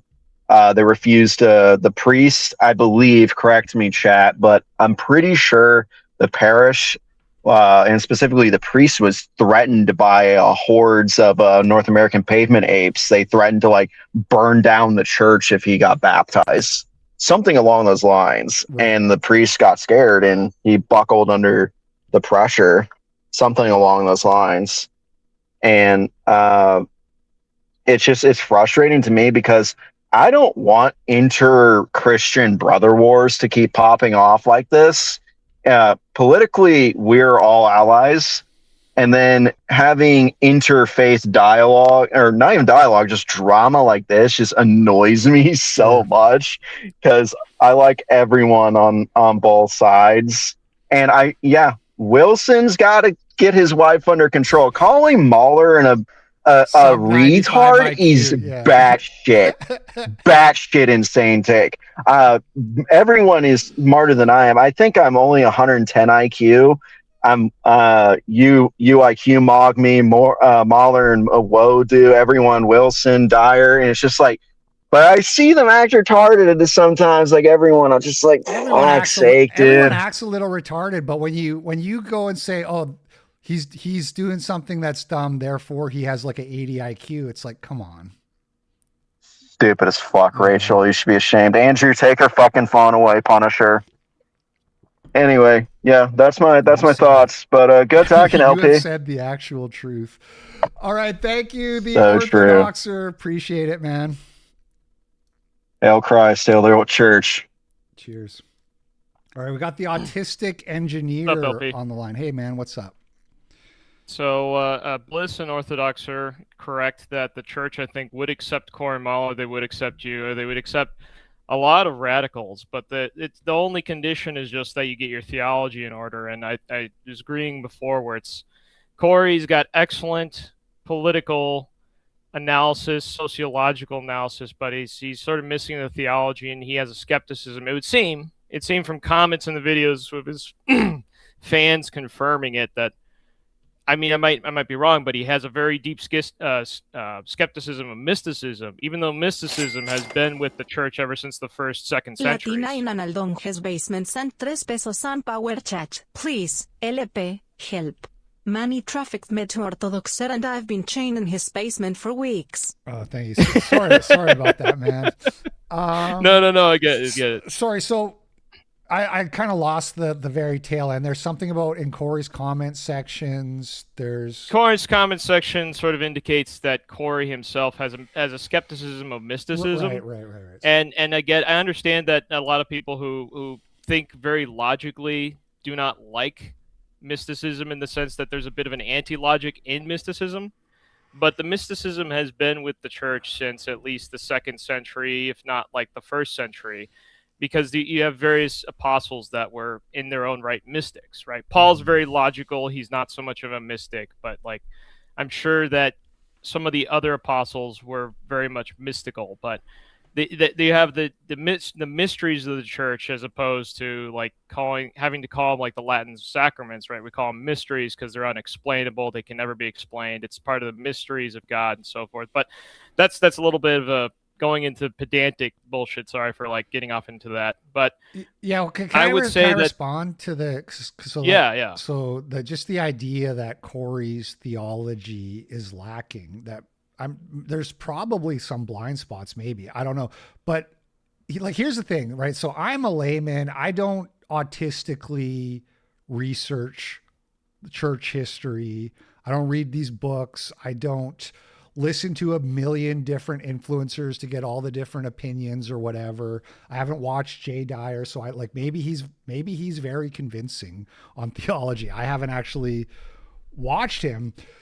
I got into Stone Choir because I saw them addressing topics that I care about that I didn't see other people addressing. And I listened to all of Stone Choir's canon, and I was just like, wow, these guys really make sense. Like there's like one or two things I was like, yeah, that's a little bit of a reach maybe, but in general it really made sense. And since then I've watched Corey do like 5 or 6 debates. I watched his debate with that James Cage White guy or whatever. I watched and obviously all the ones I hosted and stuff, and nobody has convinced me that their theology is stronger than Corey's. So he's my guy basically, and that doesn't mean he's the best or the smartest or isn't wrong, but the only way for me to get there is to see somebody take him down when he can respond. You know what I mean? So because you're here, you're saying, well, he's wrong about this, he's wrong about that. And I'm just like, well, what would Corey say? That's true. I will say that Corey's got all the theology pertaining to the material world, the material struggles, the degeneracy that we can see that manifests before our eyes physically. He is on the ball for all of that. I will say he's more of a vanguard figure. Stone Choir and him are a very important vanguard figure. Not to be pulling a fucking Carl Benjamin where it's like, oh, you're disposable. But there is a sense that the vanguard, they have to be the minority. They are pushing through. They have to break the front lines of things. And I can see that Stone Choir does play an important part about that. And you're correct, though, that there should be debates. But I will say in defense of Jay, not a true defense. It's more of it's sort of like a mea culpa, but Jay has a history where if you're not what he considers big enough, he doesn't consider it sort of a risk or a viable risk to engage with it. So like if you notice that he's been on Tucker, he's been on Piers Morgan, he's been on InfoWars before that though, but he sort of monkey branches, and his MO is to basically try to monkey branch as much as he can to reach as wide of an audience as he can, because that is his MO. Yeah. So in Jay's defense, I think it's more of the fact that he's on his celebrity high, and that he sort of feels that if he's having to go backwards, he's diminishing his own value, his own efforts. But again, I think that in the context of trying to seek truth, that's a bit diminishing. Right. So yeah, when on my very first attempt 2 years ago to set up the debate, he said Corey only has 10,000 followers. That was like literally his reason, which I've never been impressed by that kind of attitude, especially when I know the person is good at debating. That it's disappointing. Yeah. Right. And now 2 years later, Corey has 40,000 followers, but it's like, oh, he's a psycho. And, a lot of people are making this sort of point that you're making, which is that it's about the career. It's all about what's good for the career. And like, that's fine, but I don't respect it. And, and fundamentally, you're out there saying no one will debate you. That's really the crux of it. Care about your career, tell little people to fuck off. Those are your prerogatives. But don't say people are scared of you when they're not. He's pulling a boomerism, all right? He's just like the companies that will say, there's no talent around, and then they don't hire fucking anyone, or the AI filters all the candidates. Yes, he is acting, in a way, he's kind of acting like that part of how feminine, the toxic feminine might, where it's like, oh, I can't find a man. Literally throws every man out. But yes, it is true. But it's a sense of inflated ego And I think Jay has that to fix. But then again, I have 1,000 other things myself to fix, so I'm not going to try to hammer that. But the point is, it's not a good look. Yeah. It is not a good look. Yeah, you know, somebody said on the YouTube comments, they said that I was tone policing, and I presume that's because I was talking about how Jay calls everyone a coward. And again, it's like, it's not about tone policing. It's just about consistency. That's all. You put up or shut up, right? Right. Put up or shut up. I get it. I get it. Also, put up or shut up. Again, Rachel. I love her for so much for like the stuff she puts out, like the esoteric, the occult feminism, but like she needs to like drink some of her own medicine, because holy shit, dude, it's like, don't put the phone down, femoid. Yeah. Put the phone down. Think about it for 2 seconds. Have your actually filter it through Andrew. Rachel. It's so funny, man. Like it's the way like a triggered woman who's drunk at a bar like gets you into a fight because you know, it gets you into a physical confrontation because she just starts running her mouth. It's just, you know, I don't hold it against Andrew, but it's like, you know, I'm just glad that's not my wife doing that. It's all I could think about is Andrew like rubbing his eyes like really deeply after she made that post. That's all I could think about. It's like, fuck, now I have to wallow in this shit. Yeah. I'm just gonna hit you guys with like my brutally honest opinion is that I think that Corey, and I think this applies a little bit to Andrew Wilson as well, which I'm not trying to start something, but if I'm being honest, and he turned down a debate with Corey, these guys like debates that are not super challenging. They don't want to have to worry about something going wrong. And that's like 90% of the debates that they do. It was just against randos or women or whatever. And then I think you have somebody who comes, who is well-read, who knows their shit.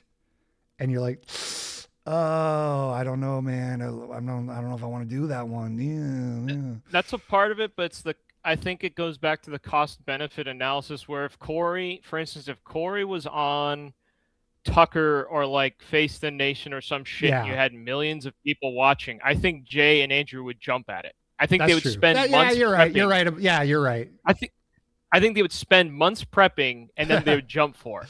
You're right. All right. I do got another caller, and then I'm going to be wrapping. All right. God bless. Take care. All right, man. Appreciate you, Autistic Engineer. Have a good one. I don't recognize this guy, so maybe it's actually a Jay Dyer supporter. And he's shaking his head. He's on camera. Hold on. Before I bring you on, what was it? Oh, yeah. I was just going to repeat. I'm wrapping up soon. So if there are any Jay Dyer stans who want to tell me how I'm stupid or dishonest or whatever, clock's ticking. We're almost done here. All right. O'Doyle Rules. You're live. What's up? What's up, LP?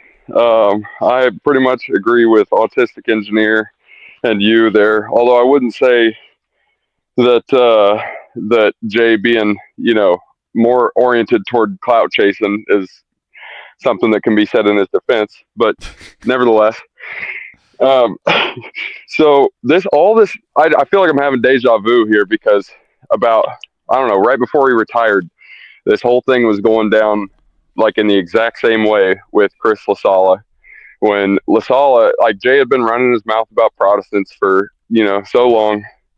And then LaSala put out this video that said "Bye, Jay," and had a picture of Machine Gun Kelly, the album cover of Eminem's, where he had Machine Gun Kelly's face in like a sniper scope or whatever on the front of the album. Yeah.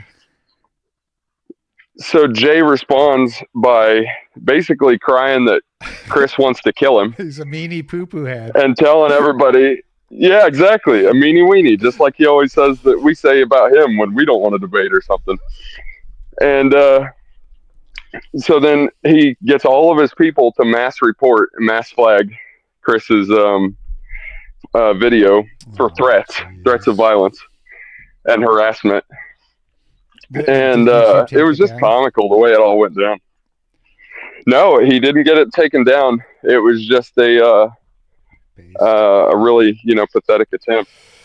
Yeah, but so when, just but for he the kept, record, I don't know who this LaSalle guy is, but I have seen some people bring him up. yeah, he's not all that well known. I think he's got like 70,000 followers, but he's like a deliverance minister, and so Jay was taking every opportunity he could to call him a cult leader and all this stuff. And I won't say every opportunity, because by all accounts he would just like not address the issue. When Chris offered him like 5 different prompts to debate, Jay just ran from him and blocked him. As soon as Chris reached out to him, he blocks him. So that's basically his MO now. And it all conveniently started right around the time this whole Protestant war that he launched, right around the time that he was going around to all these different podcasts, getting all these different interviews on all these different big shows. So I don't know. To me, it's clear to see that it's just a giant clout chasing grift. And that's exactly what Chris called him out for. And Chris called that his career was going to be over. And within like 2 weeks, he announced he was retiring. Jay Dyer did? Yeah, oh, so that's when he said, I'm retiring from apologetics. Because I saw that tweet from Jay Dyer that he was retired, but he's saying, come debate me, Protestant. So obviously that was just kind of a diva moment, right? That wasn't an authentic exactly retiring. Okay.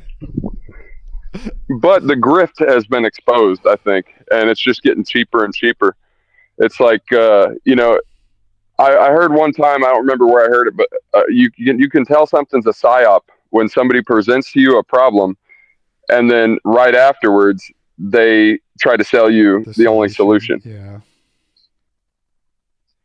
And it's just so convenient that this guy comes from a background, where he was learning about espionage and psychological warfare tactics, and he's, whatever. Yeah, hold on a second. Just kind of funny. Scott Starboard, if you want to call in, there's a link in the description on the video. It says call in, and then there's a StreamYard link to call in. Cool, man. Anything else? O'Doyle? No, that's all. I appreciate you. Thanks for having me up. Thank you, man. I appreciate you. All right. There are no other callers currently, so this is like last call for people who want to call in. He's done debating randoms. No, he did a 4-hour. I don't know this because people commented on my YouTube video. He did a 4-hour call in yesterday, and no prots called in at all. Guess what? I just did a 30-minute call in, and no Jay Dyer supporters called in at all. So we're even now. We're even, Steven. You guys are cowards. We're coward. Everyone's a coward because they don't call in on my schedule. That's the logic there. As I've already explained, it's weak, but there it is. Yeah, I agree that I think there is like just a really sort of a career motivated thing. In all fairness, you don't really get that big if you don't care about you know what I mean? You don't, it's very difficult, and there's very, very few exceptions of people doing politics and debates who get big without coloring within the lines and sort of playing by certain rules. So like that is what it is, but you're not really fooling everybody into thinking that you're maximally truth seeking if there are certain topics that are unsafe because of your monetization, or people are going to give you a hard time, like Bliss Chillin was saying, then it's like, okay, well, so you don't just care about the truth, you have sort of a scale, and it is what it is. But some people care about the truth a lot. I like to think I'm one of those people. I think Corey Mahler is one of those people. I think JF Gary Epi is one of those people, and he retweeted my video. He retweeted my Jay Dyer is terrified video. I knew me and JF are like spirit animals, even though he's a completely secular atheist and I am a, Christian. I wouldn't say deeply religious Christian, but I believe in God. I knew he would understand. I knew because JF is about debate. JF is about nut up or shut up when it comes to that kind of thing. If you watch his like Richard Spencer, Andrew Wilson analysis, you see him coming again, and same as me, kind of came out on that same side as me. So all right, anyway, I guess nobody else is calling in, so we're gonna call it a day. Gavin, I don't know if he got hacked or if he's just doing a bit about Vicecoin, but he keeps tweeting about some Vicecoin crypto. At first, I thought for sure he got hacked. And now I think maybe it's a bit. I don't know. I don't really know what's going on with Gavin. They also invented a drone that is going to eradicate mosquitoes. You guys see this? Kills them off.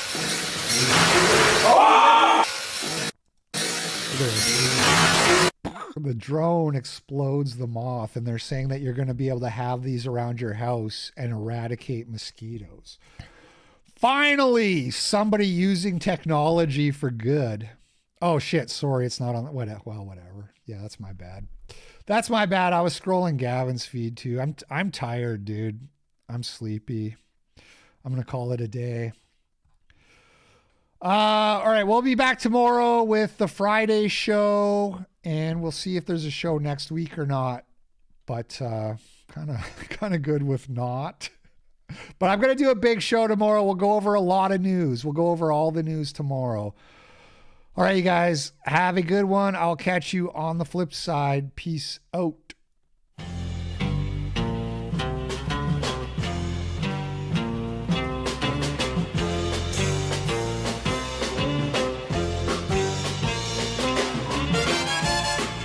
Chat